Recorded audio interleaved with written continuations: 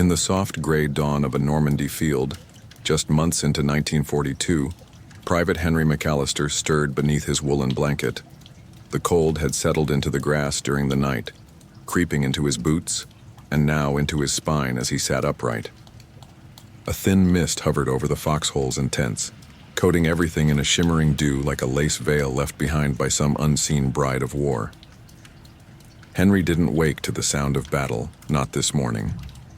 Instead, it was the faint clattering symphony of mess kits and the low mutter of voices that brought him back from his dreams. The war, though omnipresent, had taken a quieter tone at this hour. He reached into his gear and pulled out a tin, container no bigger than a Bible marked U.S. Army Ration Type C. This morning's breakfast would not be eggs with toast and marmalade, nor the gentle aroma of his mother's coffee brewing back in Ohio. No, this morning he would dine on hardtack crackers, a pat of processed cheese spread that glistened like yellow glue, and a pinch of powdered coffee, if he could find some clean water and coax a flame from the camp stove. The C ration was introduced in 1938, and though it had its flaws, it was designed to provide around 3,600 calories a day when consumed in bar. Full. It came in small cans, each containing a unit meant for a single meal, breakfast, lunch, or dinner. The cans were heavy metallic reminders that war was never meant to be easy. Henry's can was labeled meat and beans. He pried it open with a dull P38 can opener, the little metal device clinking like a church bell in miniature. Inside, the food glistened in its gelatinous repose. A thick, greasy paste of beef fragments and small white beans stared back at him. It wasn't delicious. It wasn't supposed to be. It was fuel, pure and simple. But in the hush of early morning, with a warm spoonful in his mouth, Henry allowed himself to imagine it was chili, fresh from a pot over a family hearth, served with cornbread and laughter. That was the first act of soldierly imagination, to see warmth where there was none, to taste home where the mouth found only metal and salt. Other men nearby were murmuring about missing items. They forgot the gum again, one said. Gum was more than a sweet distraction. It was a moment of normalcy, something to chew on during long marches or after meals to clean the taste from the tongue. The little pack of chiclets in some rations became as cherished as a letter from home. Tobacco, too, was omnipresent. Little 4-pack cigarettes wrapped in army green paper. Matches were included, though often damp, and men like Henry became artisans of flame. One soldier had once lit a match using only the strike of a zipper against the tent pole. A corporal walked past, holding his can like a goblet. Chicken and noodles, he declared, grinning as if he'd won a lottery. Everyone around him groaned in envy. That was the crown jewel of C rations. Chicken, however scant, in a viscous broth with mushy noodles. Rumor had it some men traded socks for that can. But breakfast wasn't just about calories. It was about rhythm. Eating together, even in silence, reminded men they were human. It was a shared ritual in an unholy place. A circle of spoons tapping metal cans might have passed for music, had one the heart to call it that. In the distance, the clatter of supply trucks hinted at a new shipment, maybe K rations this time, or the British compo packs if they were lucky. Henry remembered once sharing a British tin of meat and vegetable stew that tasted more like mutton soaked, in rainwater, but it came with jam and biscuits, which made it worth the trade. He sat, chewing thoughtfully, as the wind picked up. A crow passed overhead, its wings slicing the morning like a blade. Behind him, a younger soldier quietly cursed as he spilled half his beans into the mud. "No use crying," Henry said gently. "The ants'll eat well." The boy didn't laugh. He just nodded, spooning what remained from his can. Sometimes, when the mood allowed, Henry and the others would tell stories of home, what their mothers made on Sundays, what their sweethearts packed in paper lunches for factory shifts. Peanut, butter on white bread, apple slices, a kiss on the cheek. These were more nourishing than any ration, and in the rarest moments, on holidays or after great victories, the army cooks would serve real food. Fresh eggs, real bread, meat from local farms, cooked in battered pans over open flames. Those meals became legend, spoken of in reverent tones, passed like sacred lore from one unit to another. As Henry finished the last of his beans, wiping the can clean with a scrap of cracker, he looked eastward. The sun was crawling up the sky and the morning mist began to lift. He folded the can into his kit and rose slowly, his back stiff from sleep on uneven ground. Another day ahead, another meal of mystery.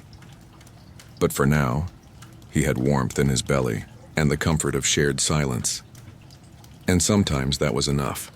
By noon, the sun had found its way through the clouds, settling heavily on the shoulders of the soldiers dug into the hedgerows of northern France. The war had returned to its usual volume. Distant booms, the occasional bark of an order, and the ever-present buzz of aircraft like lazy hornets tracing patterns across the sky. In this uneasy lull, the soldiers prepared for lunch. Not a feast, but a pause. Private Henry McAllister had retreated to the shade of a crumbling stone wall. It was part of a farmhouse once, maybe. Just one more relic swallowed by the conflict. There he unpacked his mess kit, its surface dented and dulled by months of travel. His fingers, calloused and stained with oil and soil, moved with practiced familiarity. The midday meal came from a different kind of ration, the famed K ration. Introduced for mobile combat units, it was lighter than the C ration, designed for portability over pleasure. The olive green cardboard box he held was divided into breakfast, lunch, and dinner. Today he had peeled open the lunch unit. Inside, as always, was a curious collection: canned pork luncheon meat, something between Spam and a memory of ham, 2 rectangular biscuits that tasted faintly of sawdust, a pack of lemon drink powder, a fruit bar, 4 cigarettes, and sometimes, when luck allowed, a square of processed cheese or peanut butter. The meat came in a tin with rounded corners, easy to open but harder to trust. Its scent was metallic, tinged with the faint whiff of lard. But Henry didn't mind. The war had made even the blandest food taste valuable, like a secret someone had taken pains to hide away just for him. He used his knife to slice the meat into strips, laying them neatly across one of the biscuits. It cracked under the pressure, sending crumbs to join the dust at his feet. The drink powder went into his canteen cup, swirled with water and shaken, no time or fuel to heat it. The resulting liquid was chalky and bright yellow, like lemonade's awkward cousin who always said the wrong thing. A young private from Alabama, Jenkins, sat nearby. He held up his own ration and groaned, "Same old hog meat. I swear this stuff has a personality." Henry chuckled. "Only if it starts talking, we're in real trouble. Wouldn't be the first time this stuff's fought back," Jenkins muttered, examining his can like it might spring open on its own. They ate in silence for a while. Jenkins chewed with the mechanical rhythm of someone eating to survive, not enjoy. Henry, however, took small bites, savoring the act more than the flavor. Each chew was a meditation, on safety, on home, on how strange it was that one could grow nostalgic for even the worst kinds of food. There was a certain camaraderie in complaining about rations. It was a sacred rite, a shared language. Soldiers from every country had their culinary grievances. British troops cursed their tinned mutton and dried biscuits. German soldiers joked about ersatz coffee made from roasted barley and acorns. The Russians, when they had food, often boiled cabbage until it surrendered all hope. But there was always a trick to make things better. Some soldiers carried tiny bottles of hot sauce or packets of mustard looted from French cafes. Others ground coffee beans with rifle butts or traded cigarettes for sugar cubes. Henry kept a small pouch of salt and pepper in his sock. It was damp more often than not, but it gave life to the dead meat. He sprinkled some on his biscuit, watching the wind carry a few grains away like dust from a book's forgotten page. The fruit bar was the highlight, chewy, dense, and unnervingly red. Its sweetness was medicinal, but in a way that reminded him of cherry pie and long Sundays. He closed his eyes while he chewed, letting the taste carry him backward. A voice broke through the quiet. "Mail call after chow." Mail. The word struck, like a bell in a chapel. Heads turned, backs straightened. Henry quickly finished his meal, tucking away the cigarette pack for later. Even a letter, even one filled with nothing but weather reports and gossip, was a delicacy far rarer than any. Ration they stood, brushed off crumbs, and waited. The mail truck was late, as always, and half the letters would be misplaced. But hope, like hunger, was persistent. As they waited, Henry thought again about food. Not just what it was, but what it represented. Meals were tiny rebellions, acts of preservation in a world intent on erasure. Each can opened, each cracker broken, was a reminder. I am still here. I eat, therefore I endure. The K-ration was not glamorous. It was mocked and cursed and resented. But in the field, under fire, with dirt under your nails and your ears, ringing, even the worst lunch became a lifeline. He looked down at the empty tin, then out across the field. Somewhere beyond the trees the line was moving. Soon they'd be called to shift forward again. The food would be packed away or eaten in motion, or left behind for the rats. But for this one moment, this small, sacred moment of chewing and swallowing, he was not a soldier. He was simply a man having lunch. As the sun dipped below the horizon, casting the sky into a tapestry of fading amber and deepening violet, the camp began to slow. The day's labor, marching, digging, waiting, unraveled in the lengthening shadows. Men moved with weary limbs, and the low, instinctive chatter of those too tired for words but too restless for silence. Dinner in a wartime camp was not the grand finale of the day. It was, in many ways, a quiet act of surrender, to fatigue, to routine, to the hunger that returned like clockwork. For Private Henry McAllister, it was a ritual both mundane and sacred. He sat on the upturned remains of an ammunition crate, his mess kit once again in his lap. Tonight's ration was another C-ration can labeled beef stew. He turned the metal cylinder in his hands, inspecting the black stamped letters as if they might change. He knew what was inside before opening it, small cubes of beef floating. In a gravy thick with cornstarch, a few carrot flecks and the suggestion of potato. With a practiced motion, he pierced the can's lid with his P38 opener. It gave a little hiss, releasing a scent that was neither appetizing nor offensive. It simply was. Part meat, part memory. The campfire was low, more ember than flame, but it was enough to warm the can. He balanced it on a stone, watching as the stew began to bubble lazily, sending up tiny clouds of steam that vanished into the night. Around him, other soldiers were doing the same, each one alone in his own small universe of heat and hunger. The stars emerged one by one, as if called to witness this quiet gathering of men and metal. No one spoke loudly. They rarely did after sunset. Night had its own rules, whispered in the crackle of twigs and the soft murmur of footfalls. Henry stirred the stew with a spoon fashioned from a bent piece of aluminum. He had made it himself weeks ago when the issued cutlery began to disappear. One less thing to lose. One more thing that felt like his. Tonight the meal was accompanied by a slice of white bread, stale but real. A rarity. It had come from a nearby field kitchen delivered by truck earlier in the day. There were rumors of fresh eggs too, but they had gone to the officers, as they always did. Henry dipped the bread into the stew, soaking up the oily broth. He chewed slowly, each bite a study in texture more than taste. The beef was tough, but warm, the carrots mushy and sweet. It wasn't delicious, but it was something. Across from him, Jenkins was humming an old tune. Something southern, full of longing and rivers and trains. It wove through the night like a lullaby for the lost. A few heads nodded along. No one asked for the words. Dessert, if it could be called that, came in the form of a chocolate D-bar. Issued more as a calorie bomb than a confection, the D-bar was dense, dry, and prone to melting into a waxy block in warm weather. Still, it was chocolate, and in war, chocolate was magic. Henry unwrapped his bar slowly, letting the foil crackle like a campfire's whisper. He bit off a corner and let it melt on his tongue. It tasted of cocoa and chalk, but it carried the memory of birthday cakes and Christmas stockings. He thought of his sister back home, baking cookies in a warm Ohio kitchen, dusting flour from her nose and humming just like Jenkins. He imagined her wrapping them carefully, placing them in a tin and mailing them with hope. They would never arrive. They never did.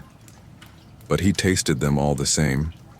Tobacco smoke curled into the sky as men lit their last cigarettes of the day. Matches flared, brief and bright. The stars blinked in response. Someone passed around a small flask of something stronger, scavenged from a French cellar perhaps. It was forbidden, but no one protested. Henry declined the offer with a shake of his head.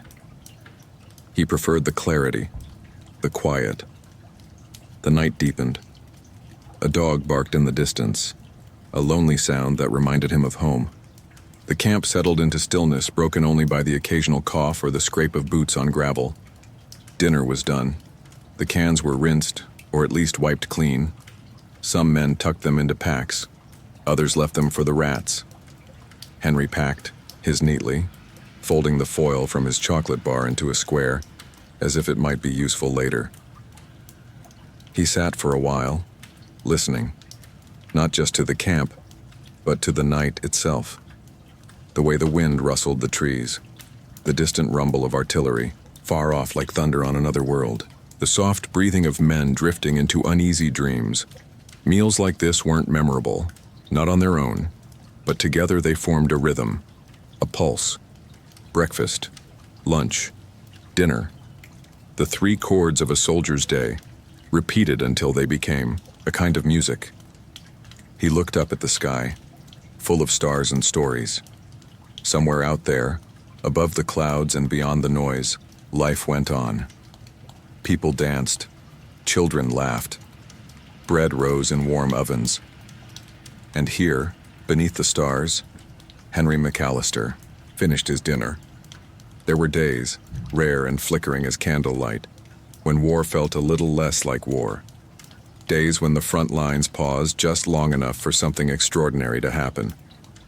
On those days, the field kitchens would come alive. Private Henry McAllister still remembered the first time he saw one. A long metal contraption hitched to the back of a truck, smoke curling from its chimney like incense from an altar. The scent was overwhelming, not of gunpowder or sweat, but of onions sizzling in grease, of flour stirred into gravy, of something dangerously close to comfort. These rolling kitchens, called mermite units, were marvels of military logistics. They could feed hundreds in a single sitting. The cooks, usually older men, often veterans of wars past, wore stained aprons and bore the kind of calm only found in people who had cooked through storms and shortages. Henry approached the steaming, setup with a tin plate in hand. There was already a line forming, soldiers standing in quiet anticipation, their faces lit not by firelight but by the rare promise of real food. Not a can, not a cracker, but something hot, something stirred with human hands. The cook, a broad-shouldered sergeant named Billings, ladled out beef stew into Henry's plate. Not the canned kind this time, but a proper mixture. Chunks of meat browned in fat, carrots still holding their shape, potatoes soft, but not disintegrating. Steam rose in thick curls. It smelled like Sunday. Beside the stew came a scoop of mashed potatoes, real ones, lumpy and flecked with pepper, and a piece of bread, thick-crusted and yeasty, that someone had likely baked in an oven built from scrap iron and bricks. Henry couldn't speak for a moment. His fingers tightened around the edge of the plate as though someone might take it back. He sat beneath a leaning pine tree with Jenkins and two others, their plates full and hearts oddly light. No one said much. There was no need. The food did. The talking. "This," Jenkins whispered, "this is what heaven smells like." The others nodded, mouths too full for words. Meals like these were rare, dependent on supply routes, safe zones, and a bit of good luck. But when they came, they were remembered like feasts of old, like something out of a storybook. Men would later describe them with exaggerated flair: stew as good as my grandmother's or bread softer than a Paris pillow. Sometimes the kitchens managed more elaborate offerings.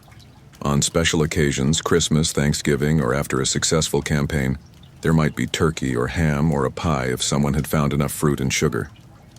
The meals weren't gourmet, but they were crafted. Thought went into them. Care. And care was rare. The cooks were a breed apart.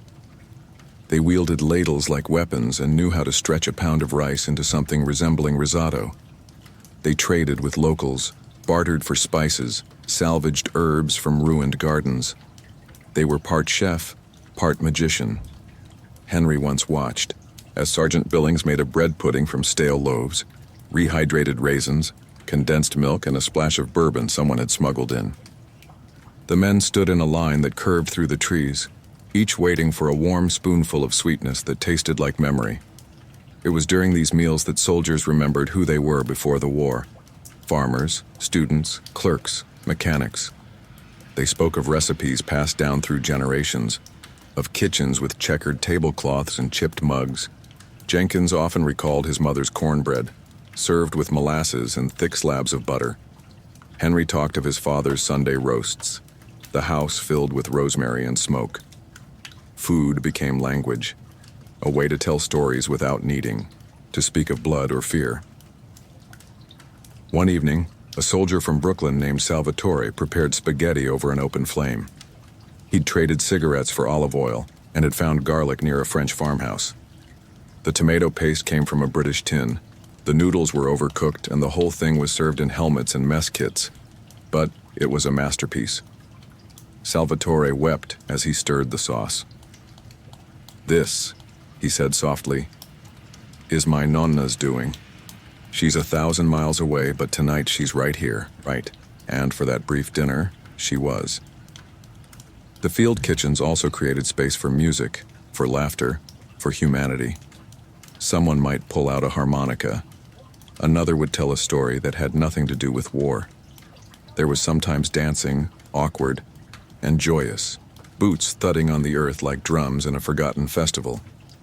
Henry often didn't speak much during these nights. He just listened, absorbed the warmth. He ate slowly, methodically, as if to stretch the moment.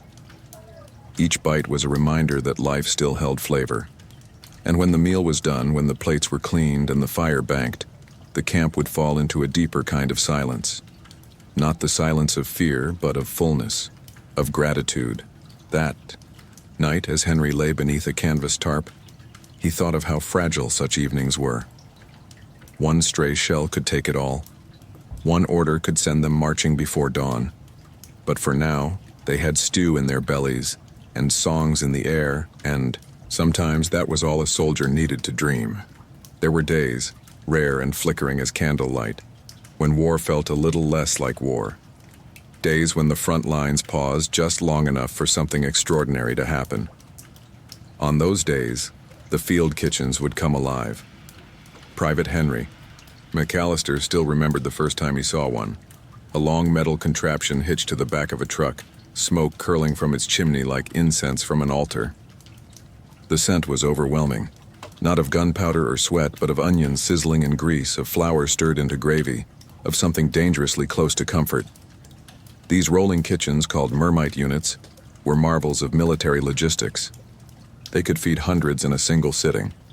The cooks, usually older men, often veterans of wars past, wore stained aprons and bore the kind of calm only found in people who had cooked through storms and shortages.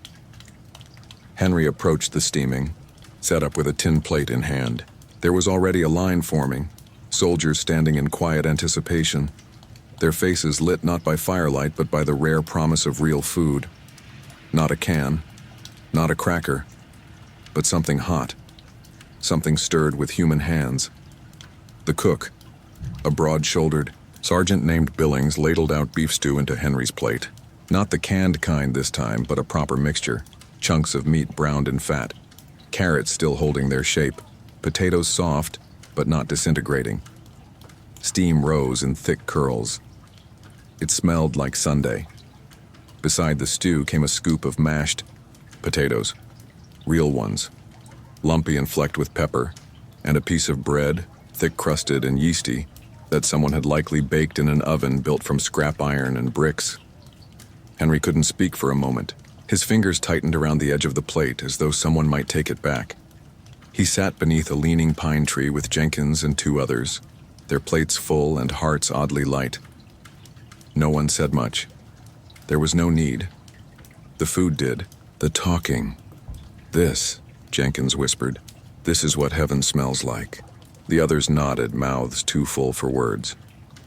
Meals like these were rare, dependent on supply routes, safe zones, and a bit of good luck. But when they came, they were remembered like feasts of old, like something out of a storybook. Men would later describe them with exaggerated flair: stew as good as my grandmother's or bread softer than a Paris pillow. Sometimes the kitchens managed more elaborate offerings. On special occasions, Christmas, Thanksgiving, or after a successful campaign, there might be turkey or ham or a pie if someone had found enough fruit and sugar. The meals weren't gourmet, but they were crafted. Thought went into them. Care. And care was rare. The cooks were a breed apart. They wielded ladles like weapons and knew how to stretch a pound of rice into something resembling risotto. They traded with locals, bartered for spices, salvaged herbs from ruined gardens. They were part chef, part magician. Henry once watched as Sergeant Billings made a bread pudding from stale loaves, rehydrated raisins, condensed milk, and a splash of bourbon someone had smuggled in. The men stood in a line that curved through the trees, each waiting for a warm spoonful of sweetness that tasted like memory. It was during these meals that soldiers remembered who they were before the war: farmers, students, clerks, mechanics. They spoke of recipes passed down through generations, of kitchens with checkered tablecloths and chipped mugs. Jenkins often recalled his mother's cornbread, served with molasses and thick slabs of butter. Henry talked of his father's Sunday roasts, the house filled with rosemary and smoke. Food became language, a way to tell stories without needing to speak of blood or fear. One evening, a soldier from Brooklyn named Salvatore prepared spaghetti over an open flame. He'd traded cigarettes for olive oil and had found garlic near a French farmhouse. The tomato paste came from a British tin. The noodles were overcooked and the whole thing was served in helmets and mess kits. But it was a masterpiece. Salvatore wept as he stirred the sauce. "This," he said softly, "is my nonna's doing. She's 1,000 miles away, but tonight she's right here, right? And for that brief dinner, she was." The field kitchens also created space for music, for laughter, for humanity. Someone might pull out a harmonica. Another would tell a story that had nothing to do with war. There was sometimes dancing, awkward, and joyous, boots thudding on the earth like drums in a forgotten festival. Henry often didn't speak much during these nights. He just listened, absorbed the warmth. He ate slowly, methodically, as if to stretch the moment. Each bite was a reminder that life still held flavor. And when the meal was done, when the plates were cleaned and the fire banked, the camp would fall into a deeper kind of silence. Not the silence of fear, but of fullness, of gratitude. That night, as Henry lay beneath a canvas tarp, he thought of how fragile such evenings were. One stray shell could take it all. One order could send them marching before dawn. But for now, they had stew in their bellies, and songs in the air, and sometimes that was all a soldier needed to dream. In the great mosaic of World War II, meals were as varied as the uniforms worn by the soldiers who ate them. Each nation brought its own tastes, traditions, and troubles to the table, even when that table was no more than a muddy helmet overturned on a crate.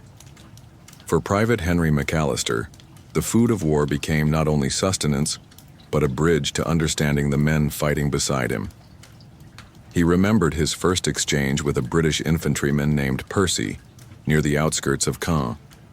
The two had ended up sharing a sandbag wall during a lull in the shelling. Henry offered half of his meat and beans sea ration, while Percy handed over a battered tin labeled steak and kidney pudding. It sounded posh. It tasted not unpleasant, though the texture was somewhere between paste and putty. "That's a delicacy, that is," Percy said proudly, chewing with slow satisfaction.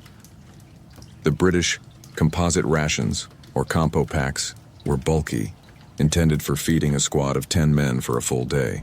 Inside were tins of meat stews, vegetable rolls, canned puddings, and a seemingly endless supply of hard biscuits that could break a tooth if eaten too eagerly. To soften them, British troops often dunked the biscuits in their strong tannic, Tea brewed in small mess tins with a hexagon stove or over a flame coaxed from newspaper and kindling. Tea, in fact, was sacred. Henry marveled at how everything stopped when it was time to boil water. The war could thunder just beyond the hedgerow, but if it was tea time, the British would find a way. "We'll go over the top after this cup, mate," Percy had once said with a wink. But not before. Then there were the Canadians. Their rations mirrored the British in form but carried subtle differences: sweeter spreads, more frequent chocolate, and a greater reliance on tinned salmon or pork with beans. They also came with more cigarettes, which made Canadian rations highly desirable in the black market economy of the front. Henry recalled a particular morning when a Canadian unit passed through their bivouac. One of them, a grinning corporal from Montreal, offered Henry a taste of pea meal bacon, salty pink slices fried over a portable grill. Henry traded 2 chocolate bars and a pair of socks for that breakfast, worth every bite. The Australians, meanwhile, were known for their irreverent humor and their grimly named bully beef. This was canned corned beef, served cold, hot, or mashed into something resembling a pie. It came with biscuits that made the British ones seem tender, but the Aussies added their own flair: bush tea, condensed milk, and tales told loudly over crackling fires. They cooked when they could and joked when they couldn't. And then there were the French. Not the army necessarily, but the civilians who, in quiet defiance of occupation and scarcity, still found ways to feed the soldiers passing through. Henry never forgot the day an old woman in a battered apron handed him a loaf of still warm bread wrapped in linen. Inside was a single wedge of cheese, soft and ripe, and a slice of ham cured in a cellar since before the war began. He and Jenkins ate it behind a barn, careful not to drop a crumb. It was the best thing they'd ever tasted. French rations themselves were less consistent. Some regular army units made do with stews and lentils packed in tins. Others relied heavily on bread, wine, and dry sausages when supply lines faltered. But their spirit, their reverence for food as identity, remained strong, even amidst ruin. The Soviets, fighting in frozen forests and shattered cities, had perhaps the most austere rations of all. A soldier in the Red Army might receive black bread, dried fish, buckwheat groats, or cabbage soup. Meat was rare. Warmth was rarer, yet their meals were often shared, fiercely guarded, and eaten with a kind of urgency that spoke of deep, relentless hunger. Henry had once seen a photo of Russian troops boiling a stew in a battered helmet. No spoons, no seasoning, just steam, rising into a sky smudged with ash. The Germans, on the other hand, had started the war with carefully planned rations: tinned sausages, rye bread, margarine, and jam. They carried iron rations, emergency packs of meat extract and biscuits, but as the war dragged on, these meals diminished in quality. Ersatz foods, substitutes made from barley, beets, or even sawdust, became common. Still, the German soldiers clung to routines. They made strong coffee when they could. They carried enamel mugs carefully cleaned after each use, and some even tucked away small spice tins brought from home. Henry once picked up a discarded German ration box after a skirmish. Inside was a half-eaten chocolate bar, some crackers, and a folded photo of a boy holding a fishing rod. He placed the photo back quietly and moved on. There was, in all of this, a strange common thread. Despite uniforms, languages, and allegiances, soldiers everywhere found solace in food. It was not always about taste. Often it was about texture, about heat, about the ritual. Men stirred tea with bayonets. They roasted sausages on rifle barrels. They toasted bread on engine blocks. They shared the last cracker. They argued about the best jam. They saved chocolate for their brothers. They carried flavors across oceans and trenches and fear, and in doing so, they carried home with them, one bite at a time. The desert had a hunger of its own. It gnawed at boots, at nerves, and most of all at the belly. Under the unrelenting sun of North Africa, where sand shifted like whispered threats, and shade was as valuable as gold, soldiers from many nations waged war and waged quiet battles against their own stomachs. Private Henry McAllister never served in the desert himself, but he met those who had. And every tale of sand and heat came accompanied by a story of food, or the lack of it. One such storyteller was Corporal Al Jennings, a wiry man with skin like cured leather and a voice full of dust. He had served under Patton in Tunisia, and he carried the desert in his gait and gaze. The heat cooked your brain, Jennings would say, but worse, it cooked your rations. Food didn't last long in the desert. Chocolate turned to soup. Cans swelled and split. Bread crumbled into dry clouds. The army tried its best, of course. They issued special desert-friendly rations, lighter, with more salt and fewer perishables. But nothing could stop the sand from finding its way into every bite. You ever had corned beef with sand garnish? Jennings once joked. Gives it texture. The rations in North Africa were heavily reliant on canned meats, dried biscuits, and powdered drink mixes. K rations were common, as were the occasional D rations, their high-calorie content ideal for the energy-sapping heat. But cooking, real cooking, was a challenge. There was no wood. Fires had to be fueled by gasoline or heat tabs, which left a bitter tang on anything boiled or warmed. Water was scarce and heavily rationed. Most of it went toward drinking or cooling overheated engines.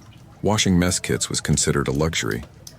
More often than not, soldiers wiped them out with sand or a rag, then moved on. Meals became experiments in adaptation. British soldiers, fighting alongside American and Free French forces, relied on their trusty compo packs, supplemented by local finds. They learned quickly to barter with locals, flatbreads, dates, sometimes even goat meat, traded for soap, tins, or cigarettes. Henry listened with fascination as Jennings described one makeshift feast prepared by a Scottish artillery unit. They had secured a small lamb from a friendly village, roasted it over a pit lined with tank parts, and seasoned it with salt scraped from a shattered German ration crate. They called it Highland Desert Roast. Jennings chuckled. It was the best thing I ever ate. Might have been the sand talking. Dates became an unexpected luxury. Cheap, plentiful, and energy-rich, they were doled out in handfuls. Some soldiers mashed them with biscuit crumbs and water, shaping them into rough cakes that reminded them, if only faintly, of fruit bars from home. Then there was the tea. The British and Commonwealth forces clung to it with unwavering resolve. No matter how hot the day, how dry the air, the tea was brewed, sometimes with real leaves, often with dust-covered substitutes, and always with ritual. Jennings described a particularly surreal moment during the Second Battle of El Alamein. Shells were falling in the distance. Flies buzzed like little demons. And still, the tea was served. Every single one of those lads was sipping like they were in a London knee. "Café," he said, his voice tinged with something like awe. One of them even had a china cup. No idea where he got it. Americans, meanwhile, leaned heavily on their K rations, but even those became unreliable under the desert's cruel glare. The meat often spoiled. Crackers turned to dust. Powdered. Lemonade became a lifeline, tart and sharp. It cut through the metallic taste left by too many hours of breathing hot air through a cloth. Jennings admitted he learned tricks, wrapping cans in wet rags to cool them through evaporation, burying supplies under the sand during the day, exposing them only at night. "Best dessert I ever had out there," he said, "was a tin of peaches I forgot under the treads of our tank. Came back to it hours later. It was warm, soft, like pie filling. We passed it around like communion. There were dangers too. The sun turned everything deadly. Soldiers had to be careful with fuel stoves, which could explode under pressure. Waterborne illness was a constant threat, especially when men grew, desperate, and drank from suspect wells or puddles. But hunger created innovation. Jennings spoke of makeshift grills fashioned from engine grates, stew pots made from shell casings, and spoons bent from aircraft scrap. And sometimes, the desert gave something back. Soldiers stumbled upon wild herbs, thyme, mint, and added them to their meals. The scent alone was a gift. Henry loved these stories. They painted a world so different from the muddy fields of Europe, yet united by the same need: to eat, to taste, to remember humanity. He often wondered how it must have felt to sit in the middle of the Sahara, wind tugging at your collar, and sip from a dented mug of army-issue soup. How surreal it must have been to watch the stars blaze above while chewing on dried beef beside a broken-down truck. Jennings said it best. The desert tried to strip you down to your bones. But every bite of food was an act of defiance. Every shared meal was proof. We were still men, not ghosts. In the dense green claustrophobia of the Pacific, food took on a strange kind of magic. It wasn't just about sustenance, it was about sanity. There, beneath the swaying canopies of jungle trees and the endless drone of insects, soldiers fought, not only against the enemy, but against rot mold and the heavy hand of tropical decay. Private Henry McAllister had never set foot on an island in the Pacific, but he knew men who had returned with eyes forever scanning the tree line and stories that tasted of salt, sweat, and something faintly fermented. One of them was a Marine named Leon Beans Barker, who earned his nickname not because he loved beans, but because he hated them with a fury that bordered on religious conviction. "I swear," Barker told Henry once, sitting cross-legged near a mess fire in Italy, "if I ever see another can of lima beans and ham, I'll start a war of my own." That particular ration, universally despised, was a staple in the jungle. It came in the B ration pack, designed for use in semi-permanent setups. Unlike the mobile K ration, B rations had to be cooked and served in bulk, which was no small task when your kitchen was surrounded by mud, mosquitoes, and occasional mortar fire. Jungle humidity made every meal a race. Open a tin, and within minutes it would begin to sweat, mold, or attract ants the size of thumbnails. Crackers went soggy even before the package was unwrapped. Meat took on a strange, sweet-sour smell. Nothing stayed crisp. Nothing stayed cool. But soldiers, ever inventive, adapted. They cooked over tiny alcohol burners when wood was too wet to burn. They learned to smoke meat over smoldering palm fronds. They buried rations in shaded holes during the day, letting the earth keep them cool, like primitive refrigerators, and they seasoned. Oh, how they seasoned. Tiny packets of salt and pepper were gold. Soldiers bartered for soy sauce or hot peppers from locals. Anything to mask the monotony of canned meat and powdered potatoes. Rice was a blessing when it could be found. Many Pacific Islanders introduced American soldiers to sticky rice cooked in bamboo tubes or served with coconut milk and a dash of sugar. It was simple, nourishing, and different. Henry listened, rapt, as Barker described one meal shared with Filipino guerrillas, a stew of wild greens, snail meat, and root vegetables served over steaming rice. "It smelled like a swamp," he admitted. "But it was the best thing I ate that whole campaign." Fresh food was rare, but when it arrived, it was celebrated. Occasionally, supply lines reached through the jungle with crates of fruit, bananas, pineapples, even coconuts. Soldiers would crack them open with rifle butts, drinking the milk like royalty. Then there were the desperate meals. Soldiers caught rainwater in helmets and boiled strips of boot leather for broth. Some chewed on tree bark to kill the hunger pangs between drops. Hunger was constant, made worse by the physical demands of jungle warfare, hiking through waist-deep muck, scaling hills, carrying gear in 100% humidity. Even the candy didn't behave. The tropical chocolate bar, specially designed not to melt, was a dense brown rectangle that tasted like a combination of wax and aspirin. Still, it provided 600 calories in a pinch, and men learned to take small bites and chase it with water. Coffee was a lifesaver. Instant packs were mixed into tepid rainwater and shaken in canteens. It wasn't hot, it wasn't pleasant, but it was caffeinated. And sometimes that was enough. Tobacco wilted in the damp. Cigarettes curled like dried leaves before they could be lit. Matches were useless unless stored in wax paper or glass jars. Some soldiers carried waterproof containers around their necks just to protect a few precious sticks. Yet, despite all, this mealtime remained a kind of ceremony. Barker spoke of squads forming circles in the underbrush, lighting lanterns low to avoid enemy eyes. They ate in near silence, their faces lit by small flickers of flame. They passed around tinned fruit like communion, savoring each syrup-soaked peach slice as if it were a treasure. One Marine built a jungle stove from a hollowed coconut shell and a bit of scrap metal. Another carved spoons from bamboo, not just for use but for beauty. Mine had a little monkey face at the top, Barker laughed. Gave me something to smile at while eating monkey meat. Yes, monkey meat. A protein of last resort, but not unheard of. Soldiers hunted what they could, from lizards to birds to wild pigs. Sometimes they didn't ask what it was. They just ate. Local civilians occasionally shared meals. Small grilled fish, taro root mash, plantains fried in coconut oil. These meals given freely reminded the men of what kindness looked like even in a war zone. But the jungle never let them forget where they were. Flies swarmed every meal. Snakes coiled near rice pots.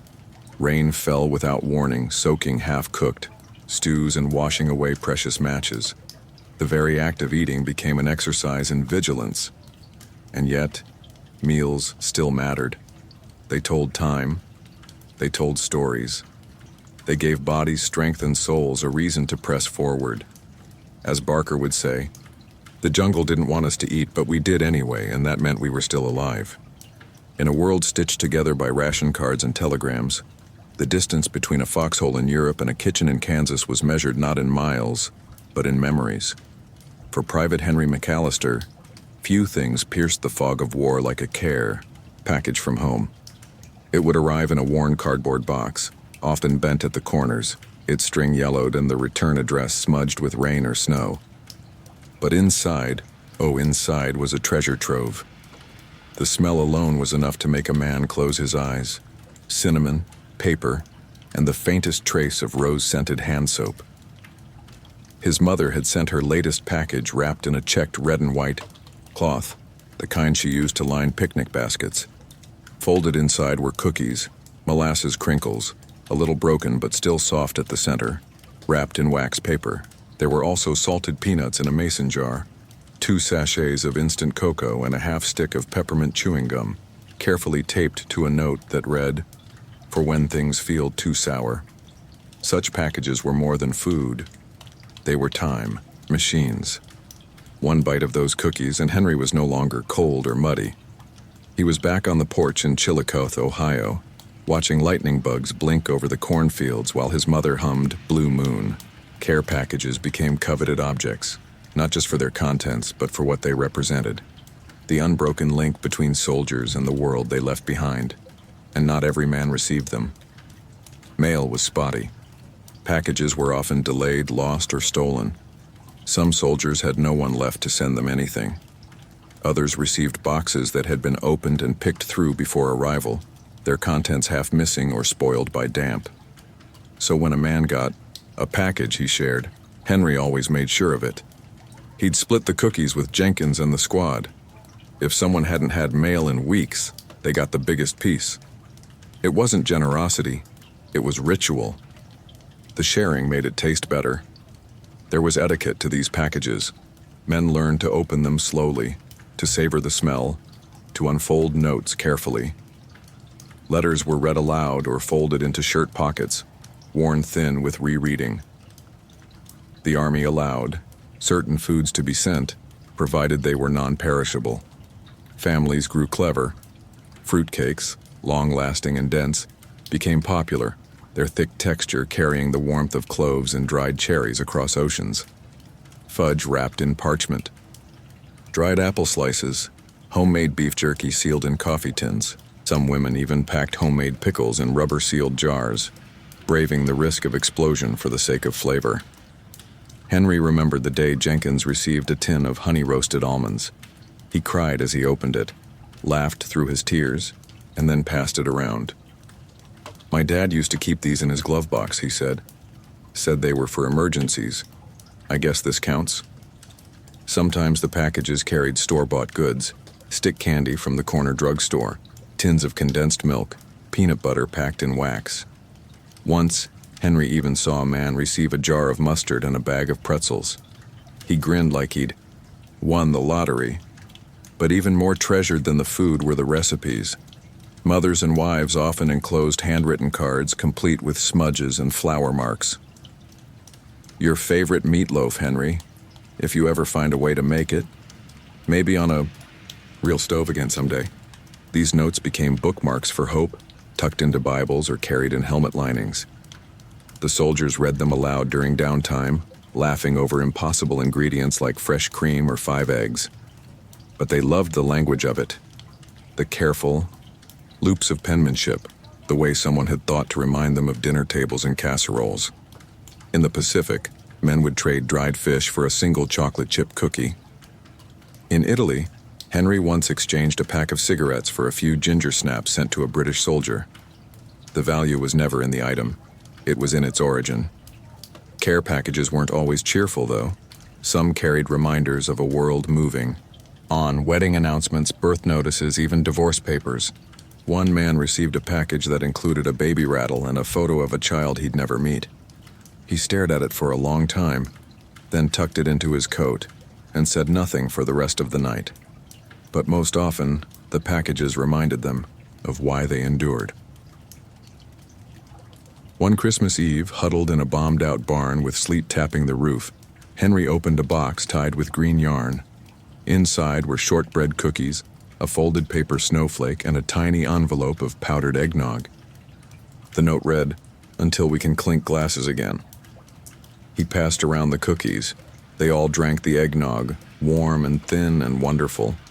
For a moment, the war was outside, and inside, it was simply Christmas.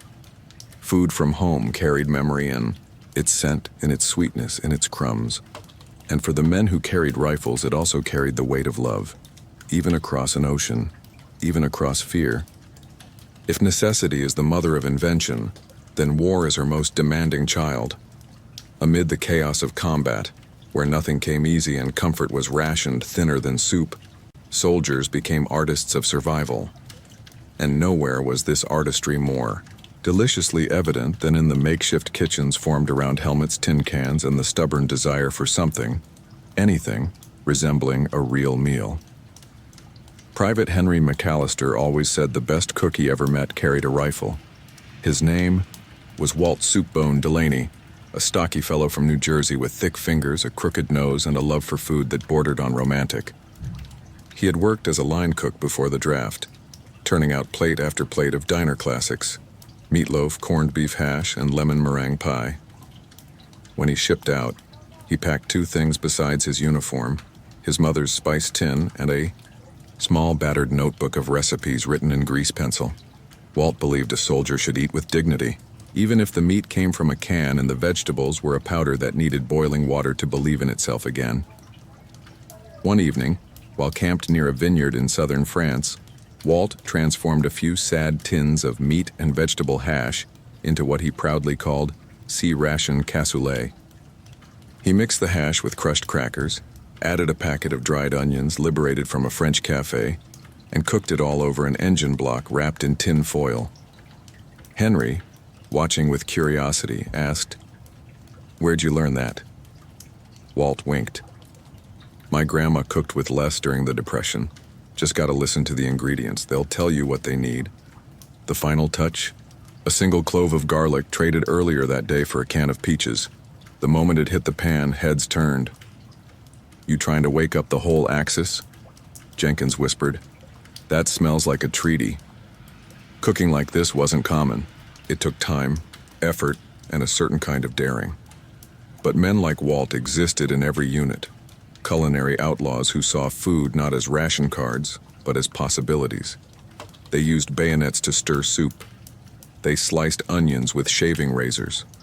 Helmets became fry pans, ammunition crates turned into cutting boards, and every flame, be it stove, fire, or the burning wreckage of a vehicle, was a potential heat source. Henry remembered a night when Walt made a kind of pancake from powdered milk, flour, and egg substitute, all borrowed from various ration elements. He fried them on the back of a mess tin and served them with a drizzle of jam and a sprinkle of instant coffee for color. Jersey flapjacks, he called them. Eat 2 and you can't run, but you won't want to anyway.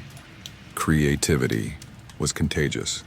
Men began adding touches of their own, crumbling crackers for texture, mixing lemonade powder with water and hot cocoa to create a strange but palatable citrus mocha.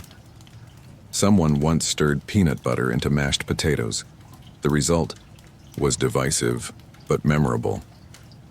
At a bombed-out farmhouse in Belgium, the squad stumbled upon a hen that had miraculously survived the shelling. Walt, cradling the bird like a priest with a chalice, declared a day of rest. "I shall make us soup," he said solemnly. Real soup. The chicken was prepared with reverence, boiled with wild garlic, carrots scrounged from a nearby garden, and water drawn from a rain barrel. The resulting broth was thin but golden. Every man got a mug. They drank it in silence, eyes half closed, as if afraid the flavor might vanish if spoken of too loudly. Improvised meals became more than sustenance. They were moments of rebellion against the grayness, the routine, the fear. A well-prepared dish, even a humble one, was a statement. I am still here. I still care. I still taste.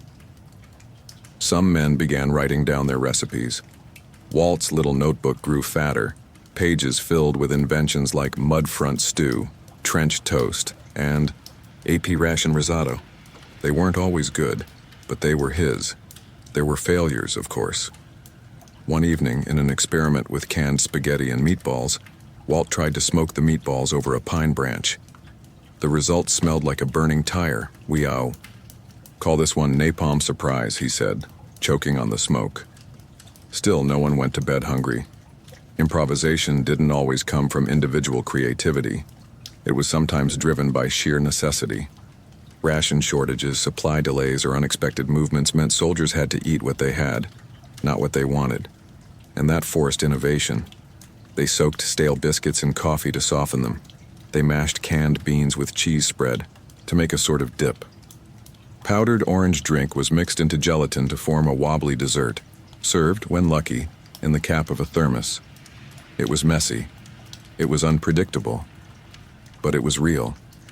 And perhaps that was the greatest gift these battlefield chefs gave. They made the unreal real. They turned war into a kitchen, if only for a night. They reminded men that food could be joy, not just fuel. On quiet evenings, long after the pans were cleaned and the coffee gone cold, Henry often sat beside Walt, flipping through the notebook by lantern light. He imagined a future, someday, maybe, where these recipes would be served in diners, cooked for children who'd never know the sound of shell fire.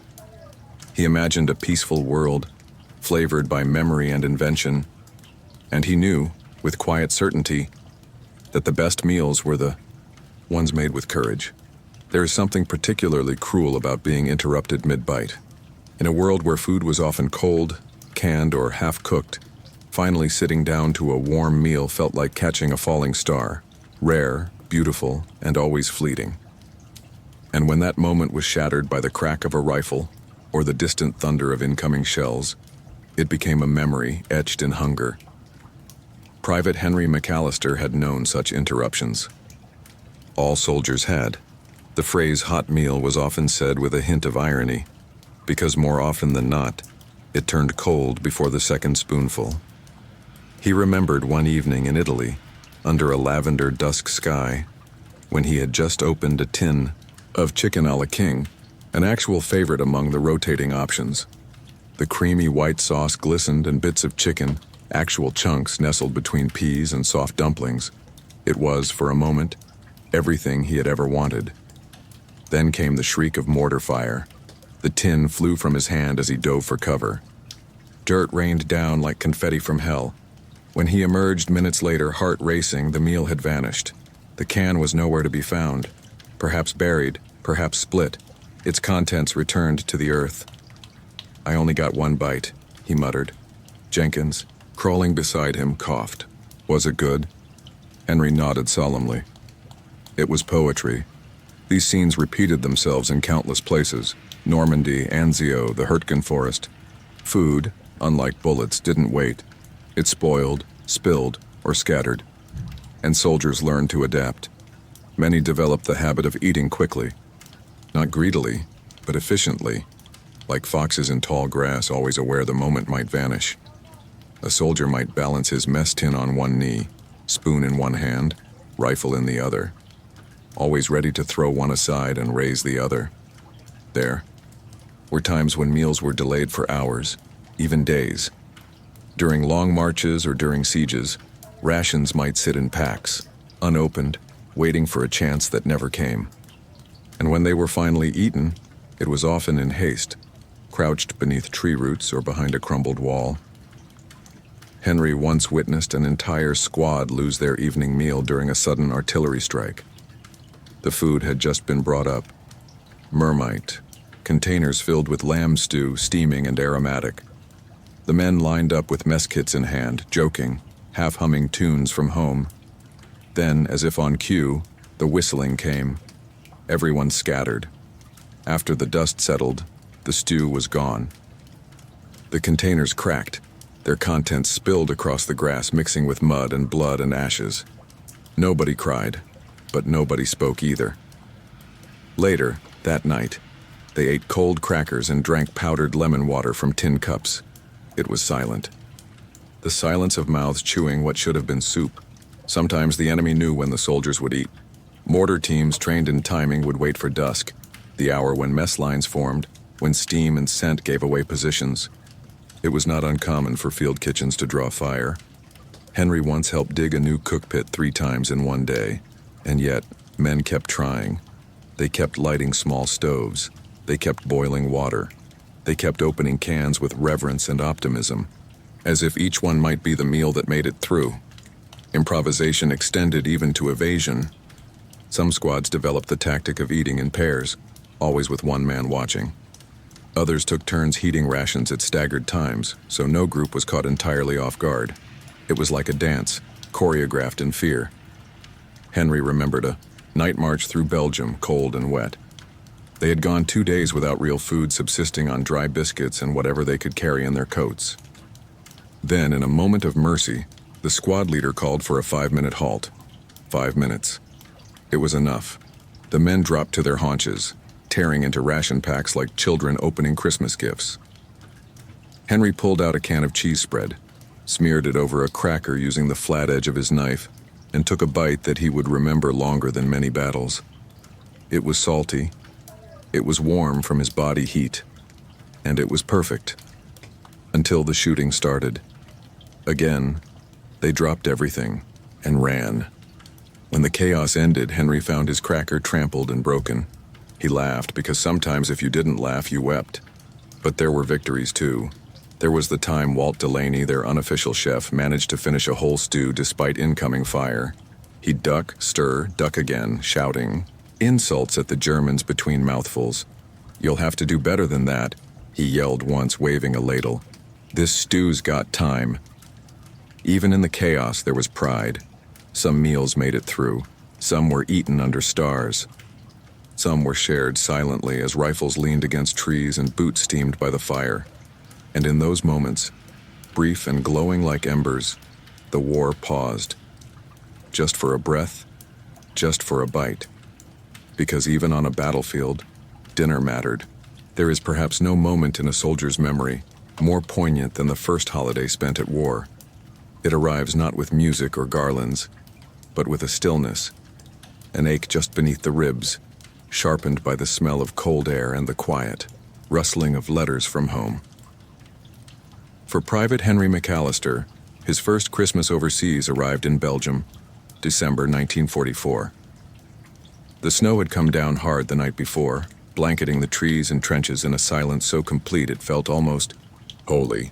But the war was still there, crouching just beyond the tree line. And yet that morning something shifted. The usual bark of orders was softer. The men moved slower, speaking in half whispers. It wasn't peace, not quite. But it was the closest they had felt in months. At midday, the cooks lit fires early. There had been talk, rumors that the quartermaster had saved something special. Henry didn't believe it until he saw the smoke curling up through the trees, carrying with it the unmistakable scent of roasted meat and, was it nutmeg? They queued without complaint. Even Jenkins, who usually grumbled like an old mule, stood quietly, eyes fixed on the steaming pots. When Henry reached the front of the line, his mess tin was filled with wonders. A thick slice of roast turkey, actual mashed potatoes, not powdered. Green beans cooked in butter and a spoonful of cranberry sauce so tart it puckered the lips. And then, like a gift from another world, a wedge of pumpkin pie. No one said much while they ate. There was only the sound of chewing and an occasional sigh, and the muffled crinkle of someone unfolding a letter. Henry sat beside a log, warming his hands around the tin. He took small bites, letting each one linger. The turkey wasn't perfect, but it was real. It tasted of warmth and effort, of someone somewhere trying.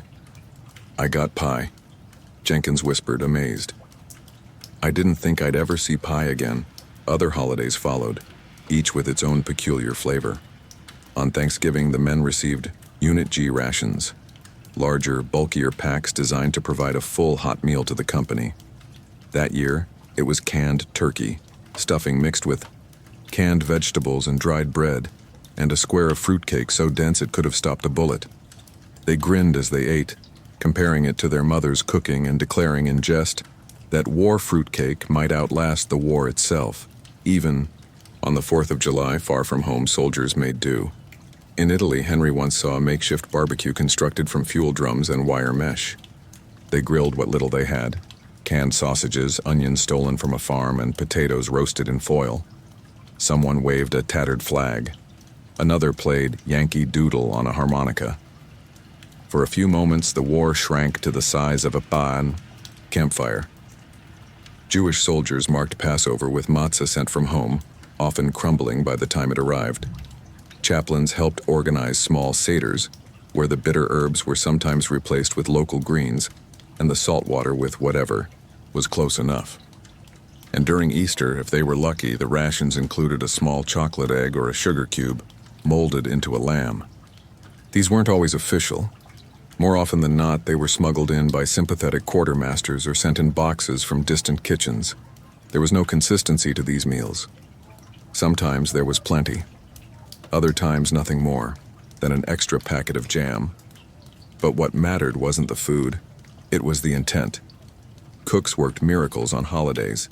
They stayed up the night before, boiling, baking, bartering. In France, Henry met a mess sergeant who had bribed a local baker to produce loaves of crusty bread in exchange for gasoline. Another had convinced a farmer to trade eggs for a warm coat. One Thanksgiving, the mess team somehow acquired a full ham. It was smoked over coals, glazed with brown sugar and a splash of brandy someone had tucked away since Normandy. The ham was sliced with a bayonet and served on tin plates alongside mashed turnips and cabbage stew. They ate under the stars, boots muddy, rifles nearby. But for that one meal, they were simply men again.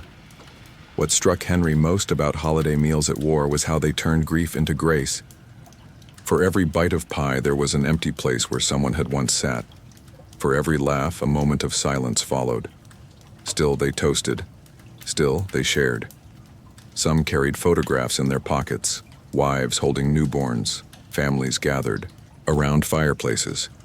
Others brought memories to the meal, speaking aloud the names of those not present. And always, always, they ended with coffee. Poured dark and strong, passed hand to hand, it was the final ritual. The warmth of it spread through the fingers, through the chest, through the fog of fear and loss. As Henry sipped, he closed his eyes and imagined home. Snow falling outside a frosted window, the smell of cinnamon and pine. His mother's voice, singing something soft and old. For a moment, the war didn't exist. For a moment, he was home, and sometimes that was enough. Sometimes the richest meals in a soldier's day weren't found in cans or field kitchens, but in stories. It was a strange truth Henry McAllister came to understand. In the absence of flavor, memory became seasoning. In the absence of food, imagination became a feast. Long after the rations had been eaten, when the sky turned from blue to bruised and the fire had burned down to coals, the men would begin to talk. Not of tactics, not of maps, but of meals. They sat in circles like children around a campfire, each taking a turn describing, in loving detail, the food they missed most. It was Jenkins who started it, during a lull near Bastogne. He leaned back, on his pack, pulled his helmet low and said, "All right, boys, picture this. Fried catfish fresh from the river, cornmeal crust, lemon slices, tartar sauce with a little kick from my sister's garden peppers. A low murmur rose from the circle. Someone whistled. Someone clapped slowly, reverently. Served with hush puppies, Jenkins continued, eyes closed now. Golden, crisp, steam rising when you break one open, and coleslaw so creamy you'd slap the spoon away just to lick the bowl. They all laughed. Then they went quiet. Then came Walt Delaney. "I got one," he said, clearing his throat. "My mother's beef brisket. Slow cooked for 10 hours. You'd smell it 2 blocks away. Carrots so sweet they tasted candied. Gravy like velvet poured over buttery mashed potatoes." He paused, grinning. "And her biscuits. Lord, her biscuits. Flaky like a good secret, and always served hot."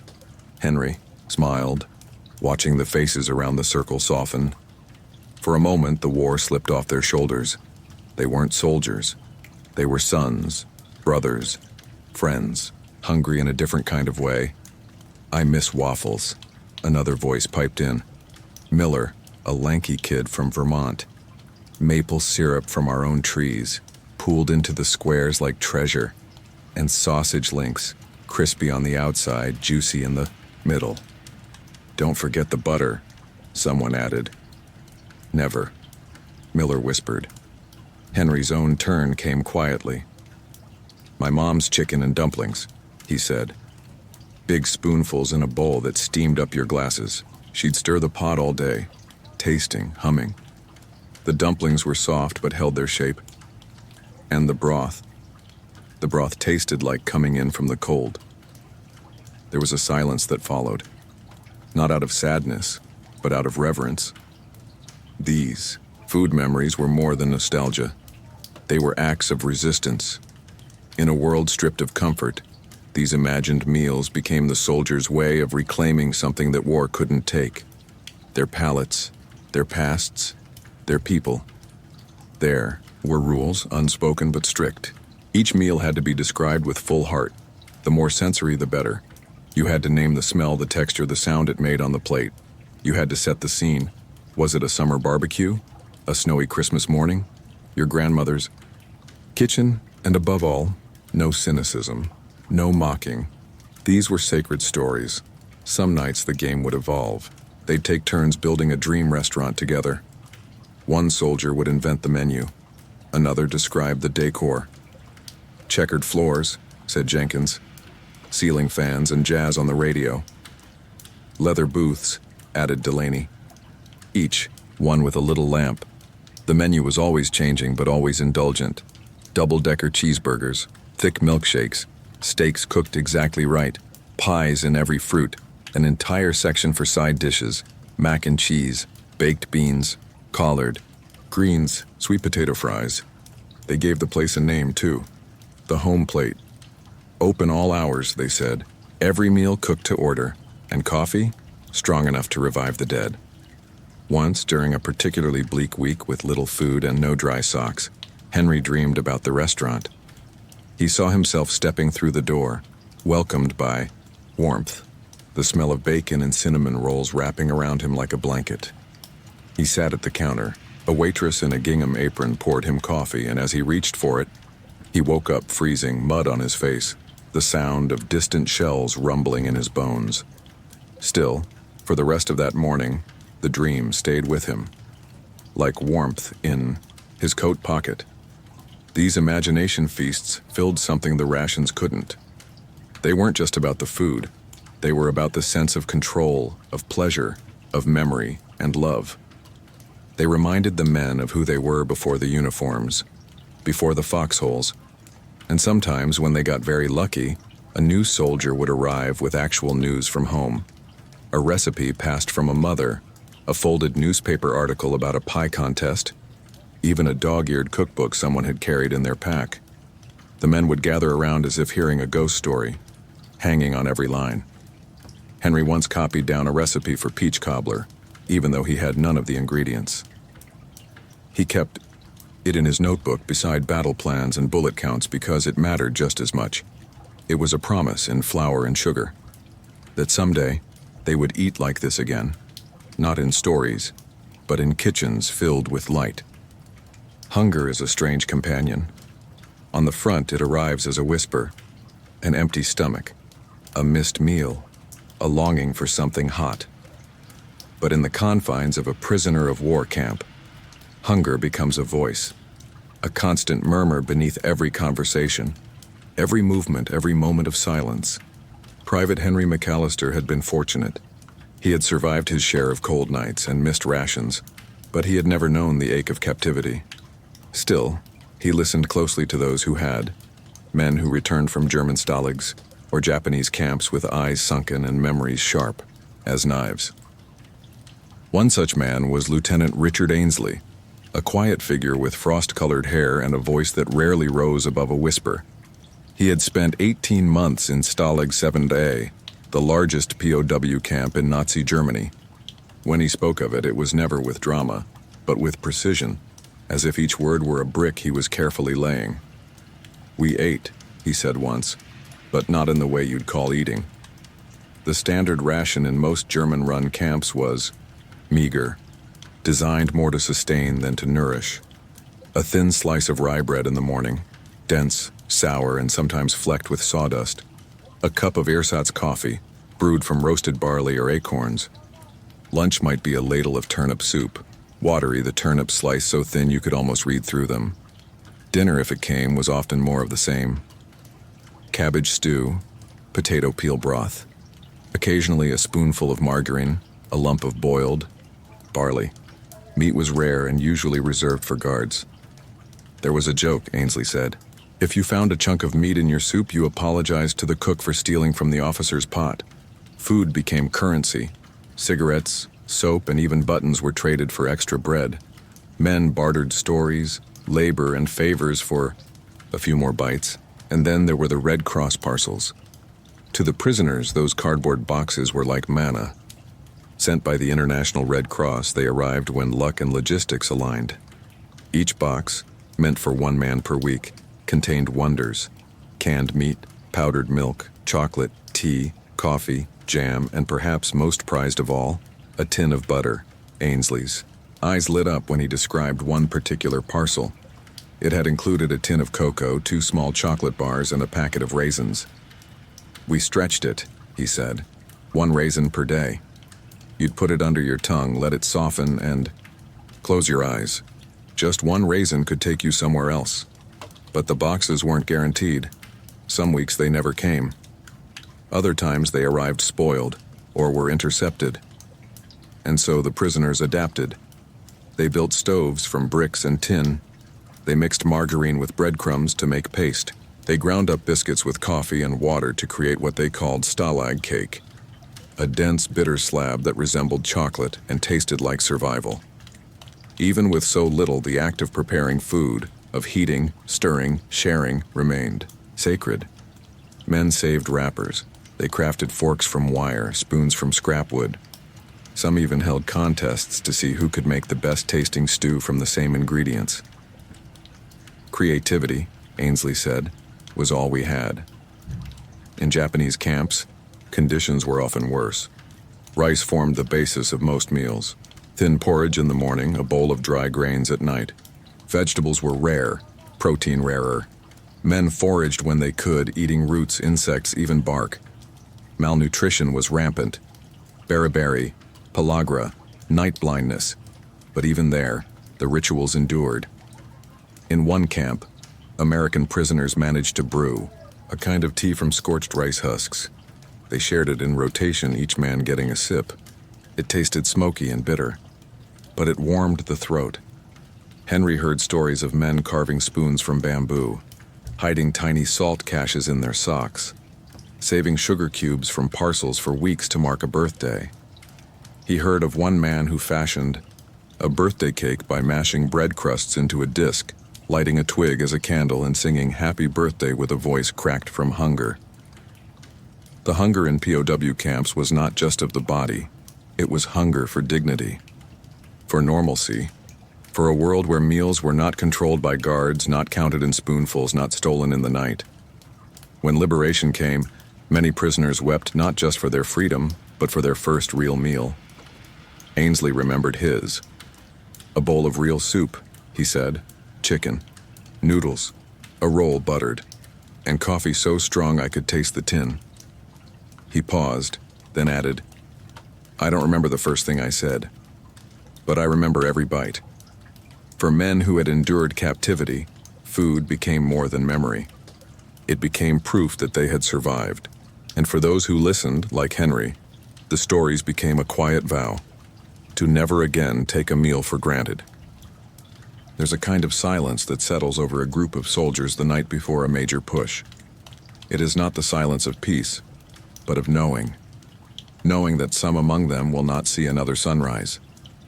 That this meal, this quiet communion, under the stars or beneath a leaking tarp, might be their last. Private Henry McAllister had lived through more of those nights than he cared to count. They never announced it outright. No one said, "Eat well, for tomorrow we may die." But it was in the way men lingered over their rations, in how they stirred their coffee with slower hands, how jokes were told more softly, more for memory than for laughter. Henry remembered one such night in Normandy. The rain had stopped just long enough for the ground to hold a fire. Walt Delaney, always the cook, had scavenged enough ingredients to prepare a meal worthy of remembering. Tinned beef with onions, thick crackers softened in broth, and a dessert made from mashed raisins and powdered milk. It wasn't grand, but it was warm. They sat in a circle, boots steaming, rifles set beside them like sleeping dogs. The fire crackled softly, and for a time, the only sound was the scrape of spoons on metal. No one mentioned the orders they'd received earlier that day, that at dawn, they'd advance through the hedgerows toward enemy machine gun nests. "Had a dream last night," Jenkins said suddenly. "I was back home, on the porch. My mama handed me a bowl of gumbo, said it was too hot to eat. I didn't care. I burned my mouth and kept eating." Delaney smiled, stirring his pot. "Sounds like a good way to go." Another man, young, barely 19, whispered that his father used to bring home pastries from the bakery down the block every Saturday. Custard-filled, still warm. "I'd trade all the ammo in my belt for one of those right now," he said, almost to himself. Henry didn't say much. He ate slowly, tasting every bite like a prayer. He thought of his mother's roast chicken, the skin crisped just right. He thought of Sunday dinners, of cloth napkins, of clean forks.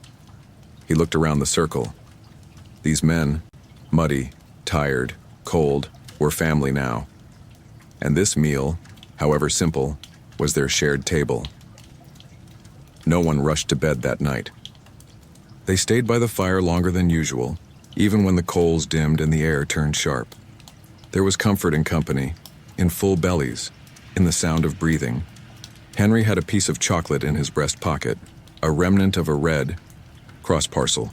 He broke it into 4 and handed it out. "For dessert," he said, and no one declined. At some point, someone began humming, a hymn, maybe. Others joined quietly. In that moment, the war felt far away. The next morning came, as mornings do, with pale light and orders barked in low voices. They packed their gear, tightened their belts. The fire was ash. The spoons were washed with snow. Some of the men who'd eaten at that fire did not return. Their last meal had been that stew, that chocolate, that hush of shared warmth. Henry carried the memory with him. Years later, he could not remember every battle, every skirmish, but he remembered that night. He remembered the way Delaney had used a bent spoon to carve a smiley face into the biscuit dough. He remembered Jenkins licking his fingers and saying, "Might be the best thing I've ever tasted." There is a tenderness in the way soldiers speak about their last meals, not only for the food, but for the stillness that surrounded it, for the way time slowed as if the universe gave them one last evening of gentleness before the storm returned.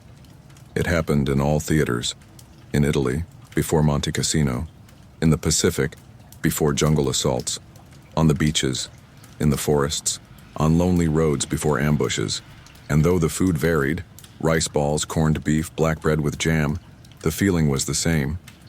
They ate as if tasting memory, as if trying to remember what home felt like. Some men saved a bite for later, a superstition, a symbol of hope. "If I get to finish this tomorrow," they'd say, "then I made it." Others gave away their last treats, a cigarette, a sugar cube, a stick of gum. Henry once received a peanut bar from a friend the night before a dangerous mission. Sweet dreams, the man had said. He didn't come back. Henry never ate that bar. He kept it, wrapped in wax paper, tucked in his rucksack. It traveled with him through France, through Germany, all the way home. It was still there, years later, long after it had hardened and crumbled, because it wasn't just food, it was remembrance, it was goodbye. When the last rifles fell silent and the world began to stitch itself back together, not all remnants of the war faded away. Some stayed tucked in pantries, wrapped in brown paper or sealed in tin cans, quietly shaping how generations would eat, shop, and even think about food. Private Henry McAllister, years after hanging up his uniform, noticed it first in his own kitchen. He had returned to Ohio, married a schoolteacher, and taken a job at the post office. Life became quiet, predictable, but every now and then, he would open the pantry and find echoes of the war staring back at him. Instant coffee, canned meat, powdered eggs, packaged crackers that lasted for months. He'd pause, holding a tin in his hand, and remember the foxholes. World War II had not just changed borders. It had transformed food itself. The war demanded efficiency on an unprecedented scale. Feeding millions of soldiers across multiple continents required innovation, standardization, and mass production. The result? A revolution in food science. Before the war, few households used dehydrated potatoes or canned cheese, but by 1945, such items were staples of military logistics.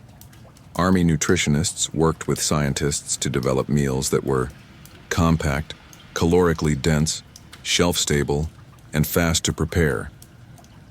Out of that effort came technologies that would shape post-war grocery aisles: freeze-drying, vacuum sealing, irradiation, and mass dehydration. Henry remembered his first encounter with powdered orange juice, Tang's great-grandfather in a sense. Mixed with water, it tasted like citrus and chalk, but it could be stored for years without spoiling. Later, civilian versions would be marketed as space-age convenience. C rations and K rations had laid the groundwork for an entire industry. When soldiers came home, they brought with them a tolerance, if not always a fondness, for food that was quick, portable, and pre-cooked. And the manufacturers, flush with government contracts and wartime experience, were ready to meet that appetite. Canned soups multiplied, boxed meals appeared, TV dinners arrived in the 1950s, born from the very same principles that had fed troops in Italy and the Pacific. Make it fast, make it last, and make it everywhere. Even culinary habits shifted. Henry noticed how his neighbors began buying in bulk, stocking their pantries with long-life staples. More families bought refrigeration units. More meals were made from boxes and cans. It wasn't that people had forgotten how to cook. It was that they had learned how to survive. The GI Bill helped send many former soldiers to school, and in cafeterias across America, institutional food took its cues from mess halls. Standardized trays, rotating menus, a reliance on mass-prepared items. Even school lunches adopted some of the military's nutritional models. But it wasn't just about the food itself. It was about the feeling that food should be dependable, that it should wait for you, that it should bend to your schedule, not the other way around. Henry found this both comforting and strange. He missed sometimes the act of peeling a potato by hand, of stirring something slowly, of bread that went stale by morning and had to be toasted to survive. But he understood. The war had taught them all the value of readiness, and food, once a daily dance of freshness and season, had become a matter of logistics. He saw it in the advertisements too. From the battlefield to your breakfast table. One poster read, "Marketing canned hash as a hero's meal." Developed for soldiers, perfect for your family. Another boasted beneath a photo of powdered soup. Even cooking styles had shifted. Recipes began to include more canned goods. Cream of mushroom soup became a base for casseroles. Spam, once the butt of jokes, was now a household item. And let's not forget the rise of the backyard grill. Many soldiers, like Henry, had learned to cook over open flames during the war. They brought that habit home into parks, patios, and weekends. Grilling became not just a method but a culture, a ritual of leisure reclaimed from the urgency of survival. The military's influence also lingered in unexpected places. In the way airlines served food, in the rise of vending machines in the packaged snack aisle, Henry would often walk down those aisles, eyeing the foil-wrapped pastries, the shelf-stable meals, and think, we learned this under fire. And yet, amid all this change, something else persisted: the stories. Veterans swapped war recipes like old letters. Try heating that stew with just a bit of coffee powder, they'd say. It's how we survived Anzio. Some even missed the old rations, not for the taste, but for the memory, for the way a can of beef stew could bring a unit together, for how powdered cocoa, stirred with muddy water, could warm more than hands. Henry kept one such can on a shelf in his garage. It was dented, faded, but still sealed. He never opened it. It wasn't for eating. It was a reminder that food, in war and peace, carries more than calories. It carries history. It carries people. It carries home. There's a difference between being hungry and being hollow. Private Henry McAllister had felt both. But it was in the final winter of the war, during the bitter, bone-deep cold of early 1945, that he came to understand what it meant to eat, not for energy or pleasure, but simply to keep the soul tethered to the body. By then, the war was dragging itself toward Berlin, inch by inch, through snowdrifts and bombed-out villages. Supplies were stretched. Rations arrived late when they arrived at all. The trucks couldn't keep up, and the weather made even boiling water feel like a minor miracle. Henry and his unit were stationed in a forest near the German border. The trees were heavy with snow. Their boots never dried. Every breath steamed out like smoke from an engine that had nothing left to burn.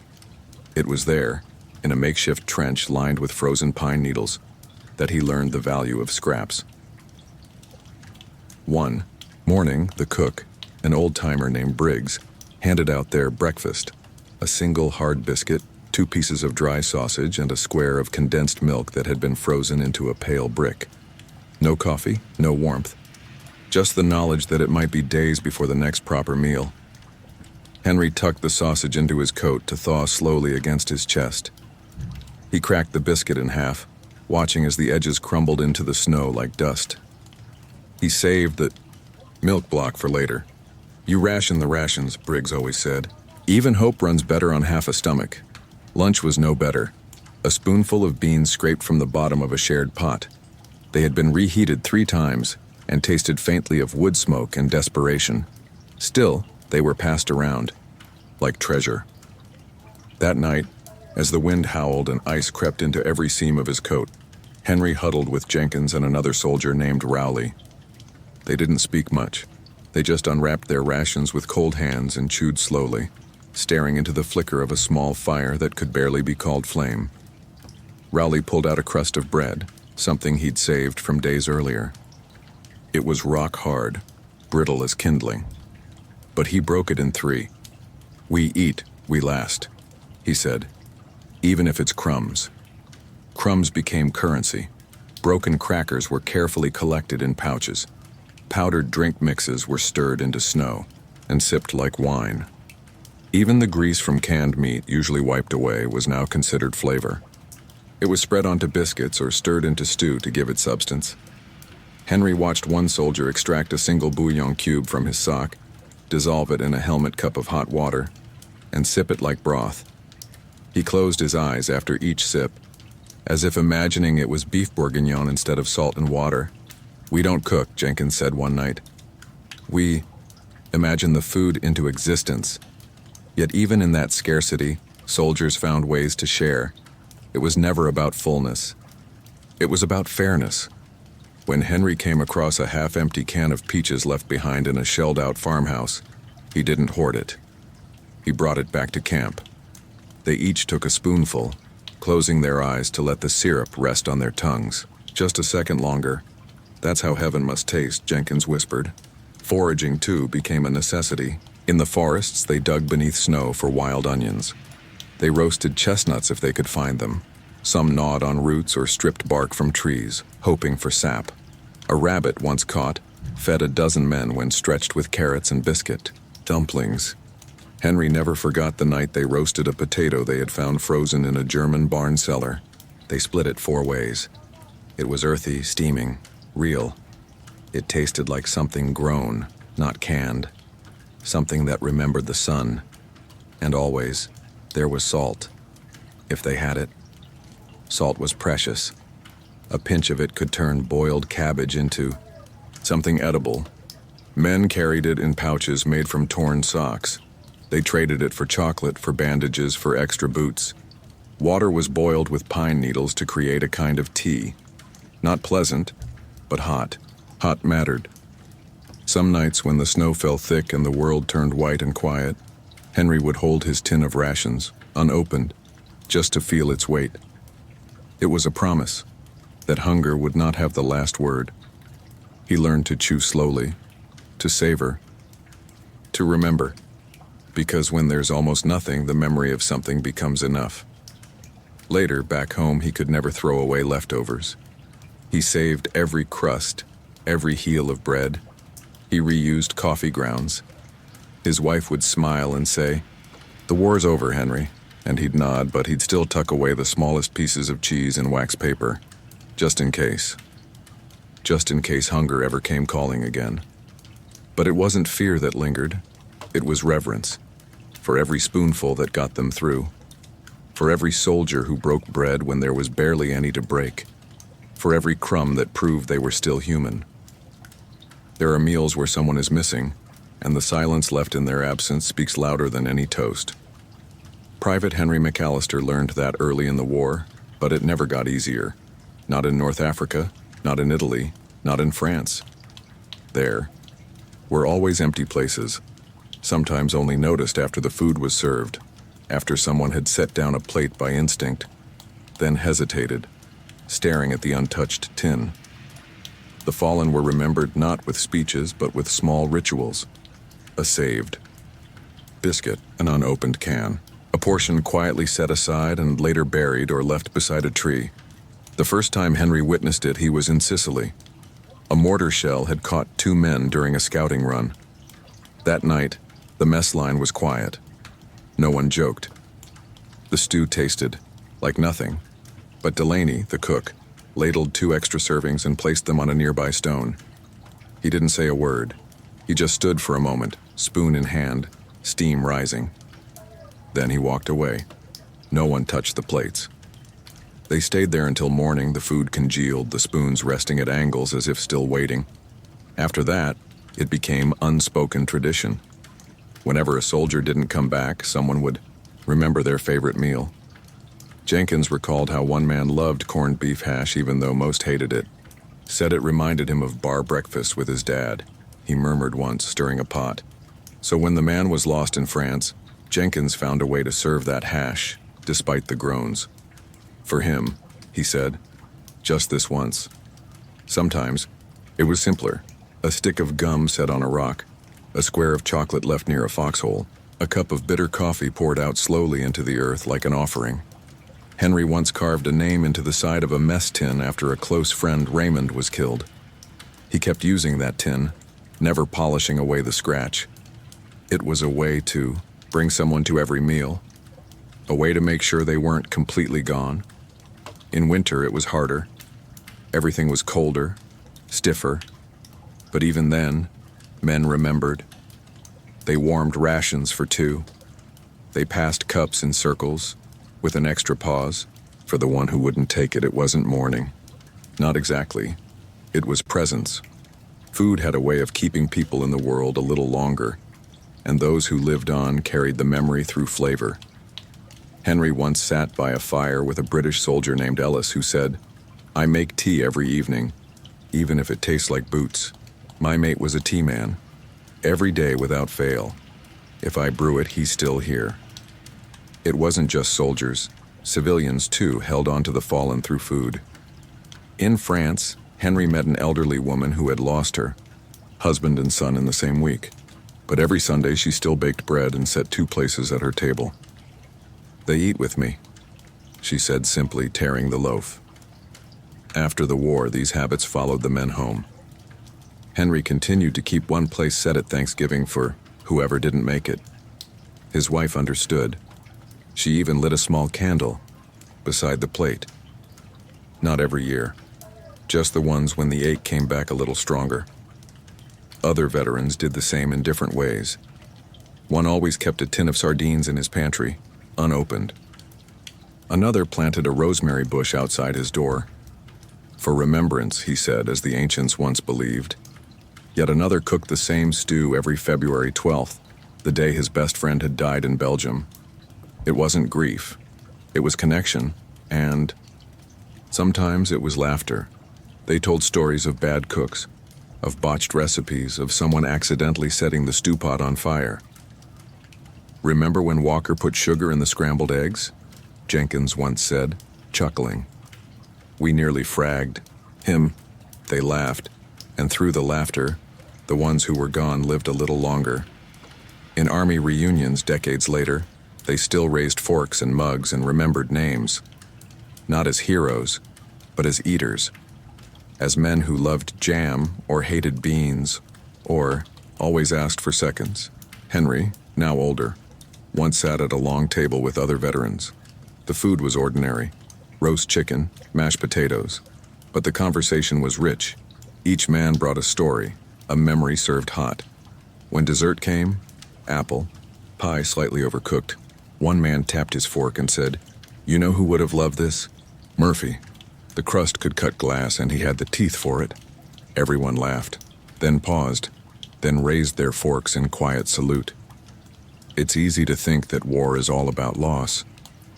But in the quiet between gunfire, in the warmth of a meal, remembered, it's also about holding on. To flavor, to friendship, to every empty place that once held someone full of stories. While soldiers marched across continents, another kind of war was fought in the kitchens, markets, and gardens of the home front. There, women stirred hope into soup pots, measured sacrifice in cups of sugar, and baked resilience into every loaf of bread. It was a quieter campaign, but no less vital.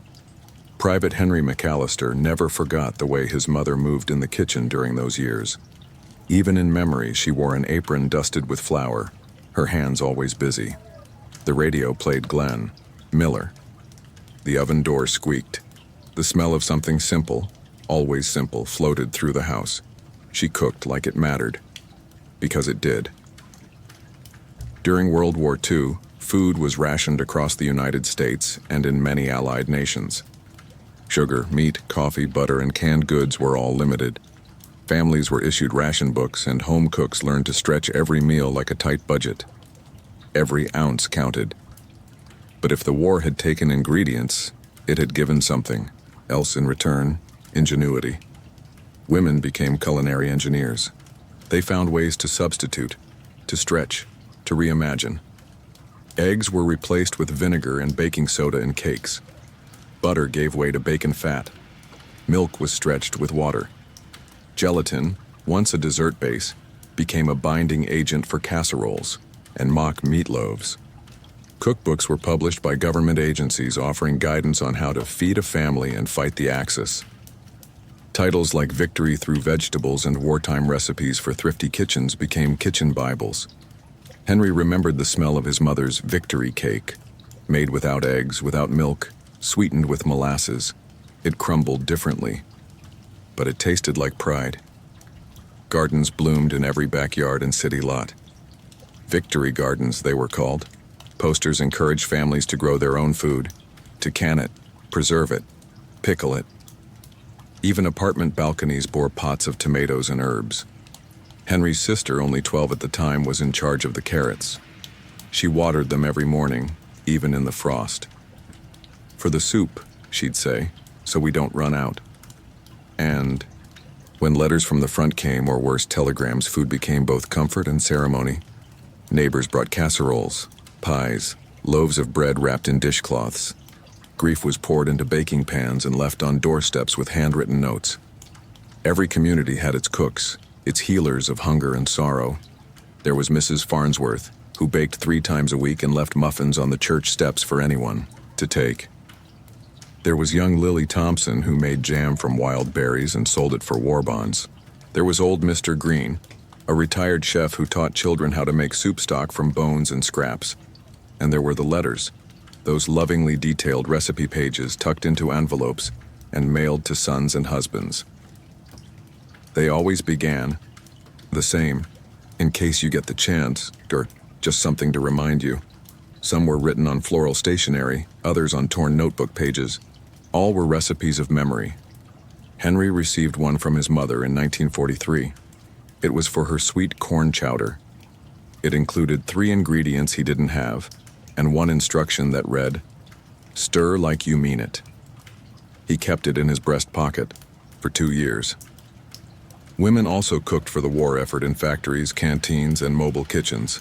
The USO, Red Cross, and Salvation Army set up comfort kitchens at train stations and embarkation points.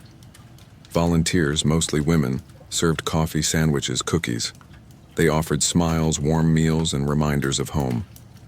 Henry had passed through one such station in Chicago. He still remembered the taste of the cinnamon roll handed to him by a woman who looked in the dim light like his aunt. He didn't know her name, but he never forgot her kindness. In Britain, women ran entire dining halls during the Blitz, preparing hot meals for workers and bombed-out families. In Russia, mothers fed troops from makeshift kitchens behind the front lines. In Germany, food shortages turned women into foragers and barterers, scavenging for potatoes, bartering for flour. It was women who held the threads together, who found ways to turn powdered milk into porridge or stale bread into pudding, who taught children not to complain but to be brave with your broccoli, who sang while stirring kneaded dough with purpose and made war bearable through the alchemy of food. After the war, some of these habits lingered. Henry's wife, born during the Depression, continued to save bacon grease in a coffee tin. She reused wax paper. She baked her pies with shortening instead of butter even when the fridge was full. "Old habits," she'd say, smiling, "and good ones." He agreed, because he knew that behind every soldier stood someone who had learned to do more with us. Someone who understood that a full stomach was often made with more than just ingredients. It was made with memory, with care, with quiet courage. In the end, war is not just fought in trenches. Sometimes it's fought in aprons. There are flavors that never quite leave the tongue, not because they're delicious, but because they're unforgettable. World War II created many such tastes. Strange, practical, sometimes unpleasant, often ingenious.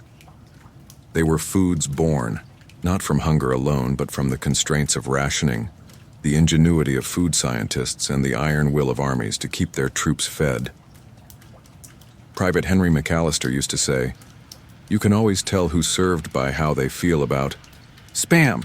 For some, it was survival.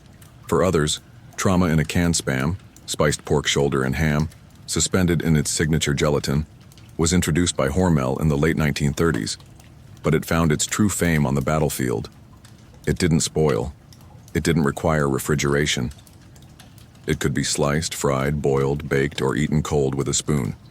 The U.S. military shipped over 150 million pounds of Spam to Allied forces during the war.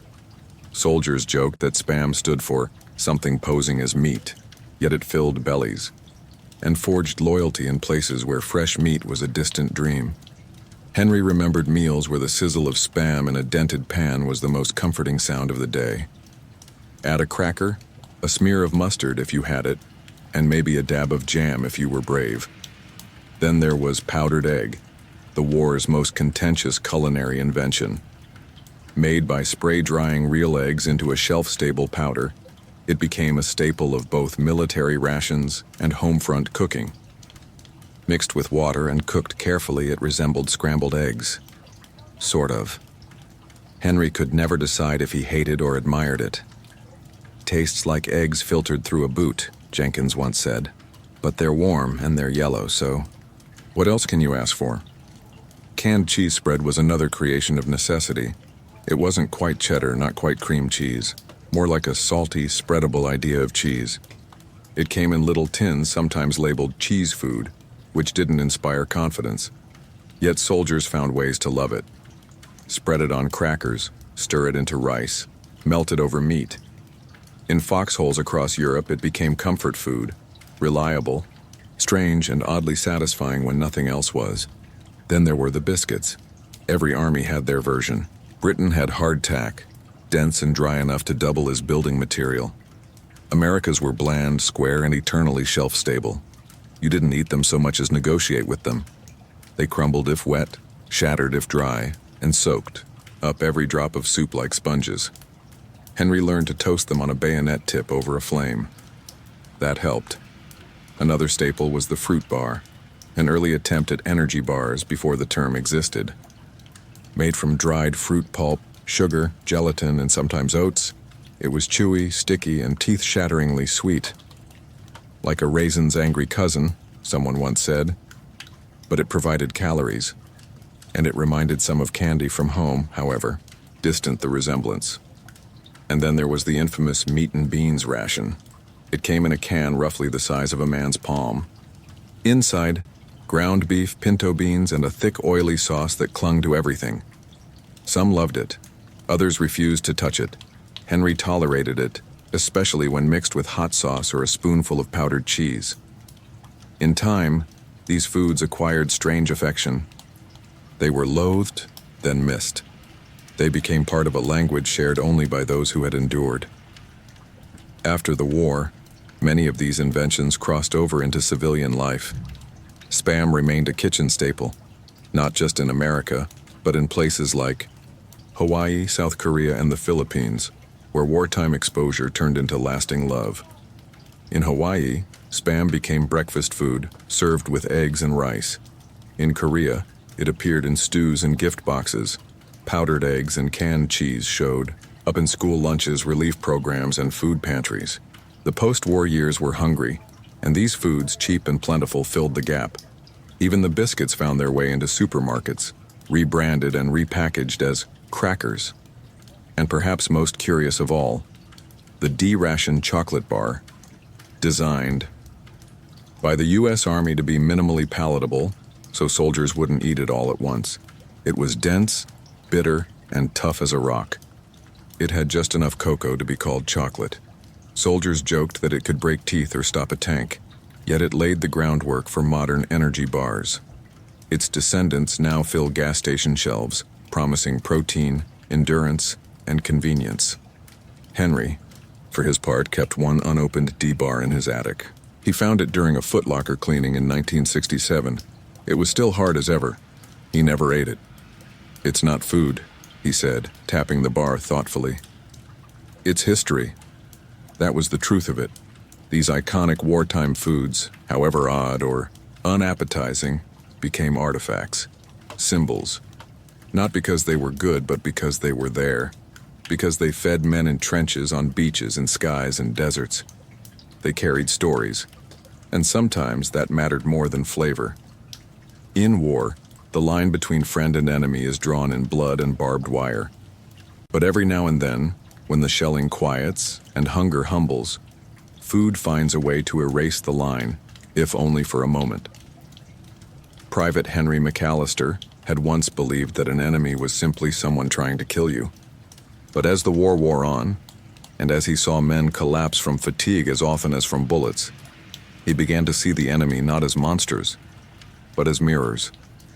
Tired, hungry, cold mirrors. He never forgot a story told to him in the ruins of a French village by a British sapper named Ewan. It was December 1944 near the Ardennes. Snow fell in lazy spirals, and neither side had moved in days. Ewan's unit was stationed opposite a group of German soldiers, hidden in the trees beyond a frost-bitten field. The fighting had stalled into a frozen standoff. One morning, as Ewan crouched behind a haystack eating the last of his crackers, he heard a whistle. Not the shriek of mortar, but a human whistle. Clear, rhythmic, almost musical. He peered over the edge and saw something astonishing. A German soldier holding up a tin of food. Then, with exaggerated care, the man opened it, sat on a stump, and began to eat. No weapon in sight. "I thought it was a trick," Ewan said. "But then I realized I was hungry, and so was he." Slowly, cautiously, Ewan reached into his pack and retrieved a tin of his own, corned beef and vegetable hash. He raised it, nodded once and sat in view. They ate in silence, 50 yards apart but with eyes meeting in acknowledgement. For 10 minutes the war fell away.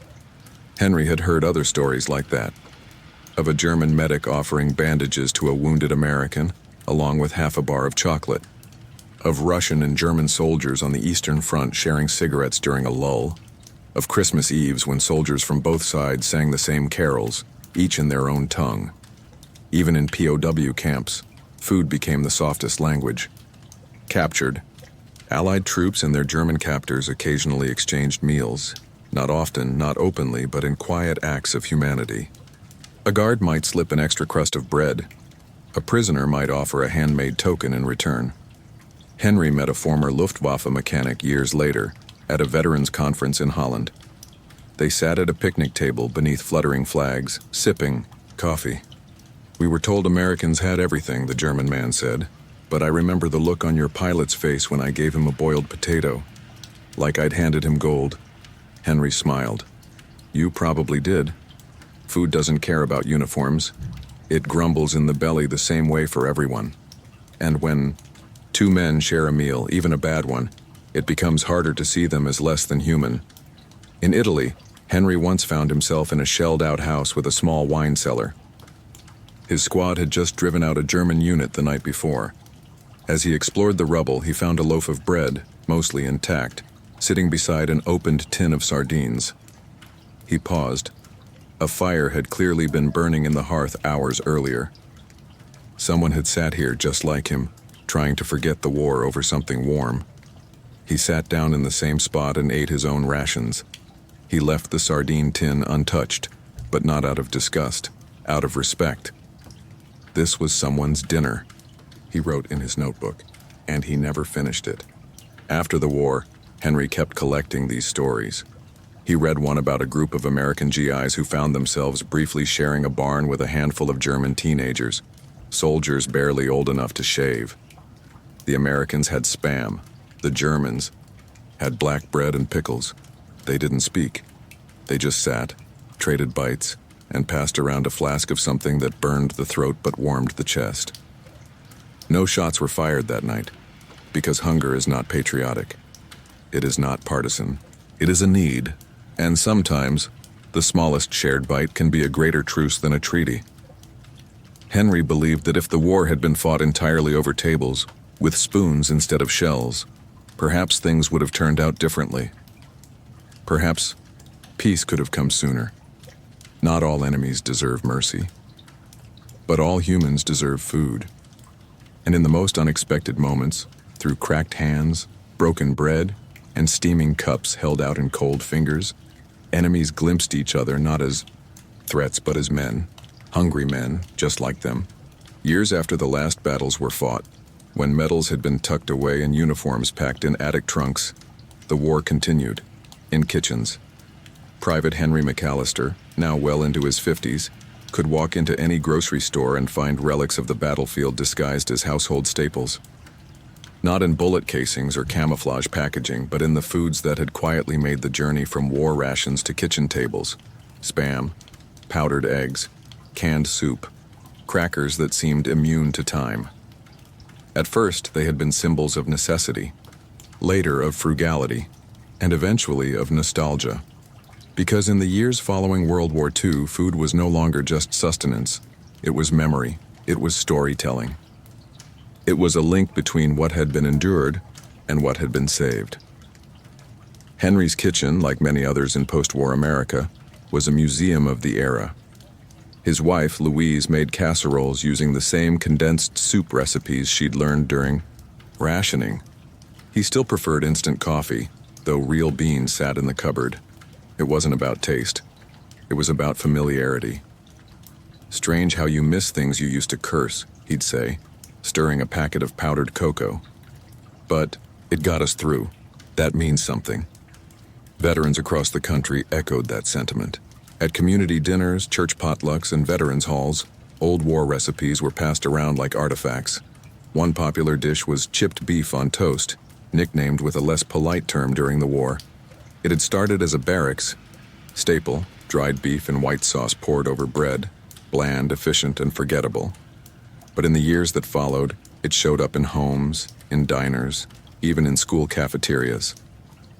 Dressed up with pepper or a sprinkle of cheese, it became a comfort food.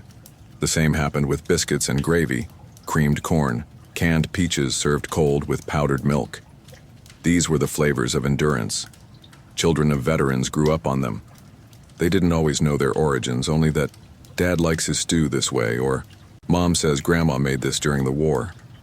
And so the tastes traveled, subtle, unchanged, through generations. Cookbooks from the era found second lives. Tattered copies of the Victory Garden Cookbook or Wartime Meals for Patriotic Homes were passed down, filled with scribbled notes in the margins. Add more onion. Henry likes it that way. At family gatherings, old soldiers would sit with plates of ham and mashed potatoes, eyes going soft as the smell triggered something buried. Henry once told his grandson, while slicing into a canned fruit pie, "This tastes like the night we crossed into Germany. Bitter cold, sweeter victory." Some kept rations as souvenirs, tins of meat, packages of crackers, even unopened K-rations, long since inedible, sat on bookshelves beside framed photographs and service medals. Veterans' reunions often included displays, small mess kit museums of sorts, old can openers, canteens, photographs of men cooking over fires, laughing, holding spoons like weapons of joy. Henry took part in one such display. He brought his battered P-38 can opener, the chocolate bar he'd saved since '44, and a copy of his mother's wartime recipe for molasses cookies. Visitors stopped to read, to ask questions, to remember. And that, perhaps, was the most enduring flavor of all, remembrance, because food is more than fuel. It is ritual. It is connection. And for those who lived through war, it was also resistance. To eat well after the war was a kind of victory. To waste nothing was respect. Henry still cleaned his plate, even decades later. And though he had long since stopped needing to ration butter or stretch meat, he found comfort in simple meals, in stews, in toast, in the soft click of a spoon against a dented tin bowl, saved from his service years. Even in his final years, when arthritis crept into his fingers and his appetite waned, he still asked for black coffee and scrambled powdered eggs on Sundays. "The old way," he'd say, grinning. His children and their children would roll their eyes. But they'd make it anyway, because it wasn't just food. It was the flavor of a story. It was the echo of a campfire meal shared with men who didn't come home. It was the taste of survival. And when Henry passed, quietly and peacefully, a folded recipe was found in his nightstand, written in pencil, the edges worn soft. Chow for the cold days. Beef, onions, black pepper, and 1 square of chocolate. Stir slow. Share if you can. He had carried it, through Europe, through peacetime, through decades of family meals. Because in the end, war leaves scars, yes. But sometimes it also leaves recipes. There is a special kind of hush that falls over a room when veterans gather. It is not the silence of awkwardness or distance, but of mutual understanding, of hearts that beat through the same years, the same storms. And often, that silence is broken by something wonderfully ordinary, the clink of forks, the passing of bread, the pouring of coffee. Private Henry McAllister had attended his first wartime reunion in 1952, 7 years after the war had ended. It was held in a VFW hall 2 towns over, and though he nearly didn't go, he found himself standing beneath the banner anyway. COF, 103rd Infantry Reunion. Welcome home. Inside, the tables were long and dressed in checkered cloths. Plates were mismatched. Chairs scraped the floor. But none of that mattered. What mattered was the food. Someone had cooked beef stew, thick and peppery, served in deep bowls with hard rolls. There were trays of macaroni salad, green beans with bacon, sweet tea in glass pitchers, and on the dessert table rows of pies, apple, cherry, lemon meringue. But what stood out most to Henry was the sound of men eating and remembering. They told stories between bites. Of the time Delaney burned the rice, of Jenkins hiding a bottle of wine in a hollowed-out ration box, of breakfast on the morning of the German surrender, when they'd fried powdered eggs and Spam and called it victory hash. Each story triggered a taste. "Remember the peach cobbler we made out of canned fruit and biscuit dough?" one man said, laughing. "Worst thing I ever loved." Another pulled out a tiny metal spoon, his old mess kit utensil, and tapped it against his glass like a toast. "To the food that kept us alive," he said, even when it didn't want to. Over the years, the reunions grew more intimate, more reflective. Fewer men came, more chairs stayed empty, but the meals never stopped. They became rituals. Each gathering had its menu. Meatloaf like Henry's. Mother used to make stewed tomatoes, mashed potatoes with powdered gravy just like in the camps, and always coffee, burned a little, served black. They brought recipes too, typed or handwritten, stained with grease. One binder bore the title Company F's Wartime Cookbook, though many of the dishes were half myth. Foxhole fricassee, trench toast, bunker beans. At one reunion, Henry watched as a widowed wife served her late husband's favorite field meal, canned Vienna sausages warmed in tomato soup. "He used to say it reminded him of home," she explained, though I never believed him. Everyone laughed gently. Then everyone ate it. Because in these reunions, food was more than memory. It was presence. It brought back the fallen, if only for a meal. Sometimes they even recreated full ration kits. A collector named Saul brought authentic K-rations, carefully preserved. They opened the boxes, passed around the gum, sniffed the chocolate bar, dared each other to taste the powdered lemonade. Henry once bit into a 40-year-old cracker. "Still better than Delaney's bread," he said, grinning. These meals weren't about flavor. They were about continuity, about proving that what they'd shared still mattered. That the meals, the hunger, the joy, none of it had vanished. The younger generation didn't always understand. They watched their fathers and grandfathers spoon up gray stew and whisper, "Just like Anzio." They wrinkled noses at gelatinous meat, at Spam fried to a crisp. But then sometimes they listened. They heard about the night the men made a pie from powdered milk and crushed biscuits, about the soldier who cried over a cup of tea because it tasted like home, about the officer who handed out chocolate on Christmas Eve, 1 square each, and slowly those younger hands began to help. They cooked the same meals. They wrote down the recipes. They opened the reunions to daughters and sons, to friends and neighbors. What had begun as a ritual of survival became a ritual of legacy. Henry's grandson, David, once asked, "Grandpa, why do you always make stew on Veterans Day?" Henry stirred the pot, inhaled deeply, and said, "Because it reminds me that I made it back." That same year, David helped serve at the reunion. He carried plates. He poured coffee. And when he sat down to eat beside men with trembling hands and thick glasses, he said quietly, "This stew's not bad." It was the highest praise the cooks could hope for. Henry passed away years later, but his name was still spoken at every gathering. His chair was left empty, his favorite meal, chicken and dumplings, served on a plate with a small folded napkin. They toasted him with tin cups, and as the sun set outside the hall and the air cooled, someone said, "You think they're all sitting together right now? Henry, Jenkins, Walt?" "Probably arguing about the biscuits," someone else replied. They all laughed and kept eating, because war may take many things, but a shared meal, remembered and retold, is not among them. The mess kit lay on the shelf untouched for years. Its metal was dulled, its hinges stiff with age, but it still bore the dents of war. One from a fall in Sicily, another from a shell that missed by inches in the Ardennes. For Private Henry McAllister, it was not just a container, it was a journal, a memory box, a witness. In his final years, Henry kept it beside a photograph, faded, sepia-toned, showing 6 young men smiling over a shared campfire. They were holding spoons like trophies, laughing at something that had surely been terrible stew. There, names were written on the back, one by one, some underlined, some crossed out. He never used the mess kit again. But he polished it every year on November 11th, wiping it gently with an old cloth, as if coaxing it to remember with him. Because, by then, the war had grown quiet. The loudest battles had become stories. The long marches turned into anecdotes. But the food, The meals eaten under stars and foxholes in borrowed kitchens and ruined towns remained sharp, vivid, tactile.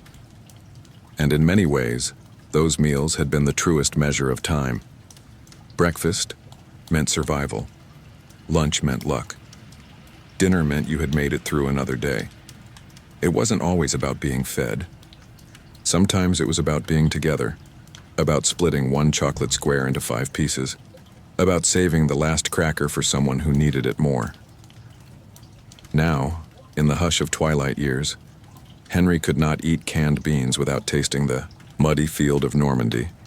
He could not smell onions sizzling in butter without hearing Delaney's gravel voice humming, "Swing Low."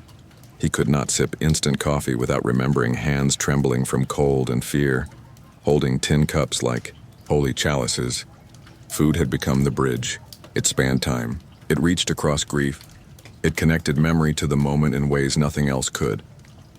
His granddaughter once asked him why he saved the cracker tins, why he still made biscuits from ration recipes, why his pantry held so many jars, lined neatly, like soldiers on parade. "Because that's how I know the war ended," he said. "I got to come home and decide what to eat. And that in the end was the gift. Choice. The power to say yes to cinnamon and no to powdered egg. To bake bread not because you had to, but because it filled the house with warmth. To sit at a table with no missing places, only full chairs and full plates. One summer, Henry held a family dinner. He cooked himself, or supervised rather. A stew made from beef, carrots, and potatoes, canned peaches in syrup chilled, fresh bread, coffee, black and burnt the way Jenkins liked it, and for dessert, a square of chocolate on each plate. Before they began, he stood slowly, raising his glass. "This one's for all the meals we didn't get to finish," he said, "and the men who made sure we could still sit down to new ones." The table was quiet for a long moment. Then the clinking began. Forks, spoons, glasses, and laughter, because that too had survived. When Henry passed, the mess kit was donated to a local museum, along with a note he had written in block letters. "This carried my meals, my memories, and sometimes my courage. Please don't shine it too bright. It's supposed to remember the mud." And in a display case surrounded by other artifacts, helmets, medals, letters, the mess kit sat open, revealing a simple spoon and a folded piece of paper. It was a recipe, chicken and dumplings, the same one from his mother, the same one he carried across Europe. Visitors often paused there longest. They didn't always read the war stories, but they read the ingredients. They imagined the pot, the steam, the soldier huddled beside a fire, ladling broth into a friend's cup, and in doing so, they remembered, not the violence, not the flags, but the flavor, the warmth, the soft, sacred space where a spoon meets the bottom of the bowl and for a moment everything is quiet, everything is full, everything is human.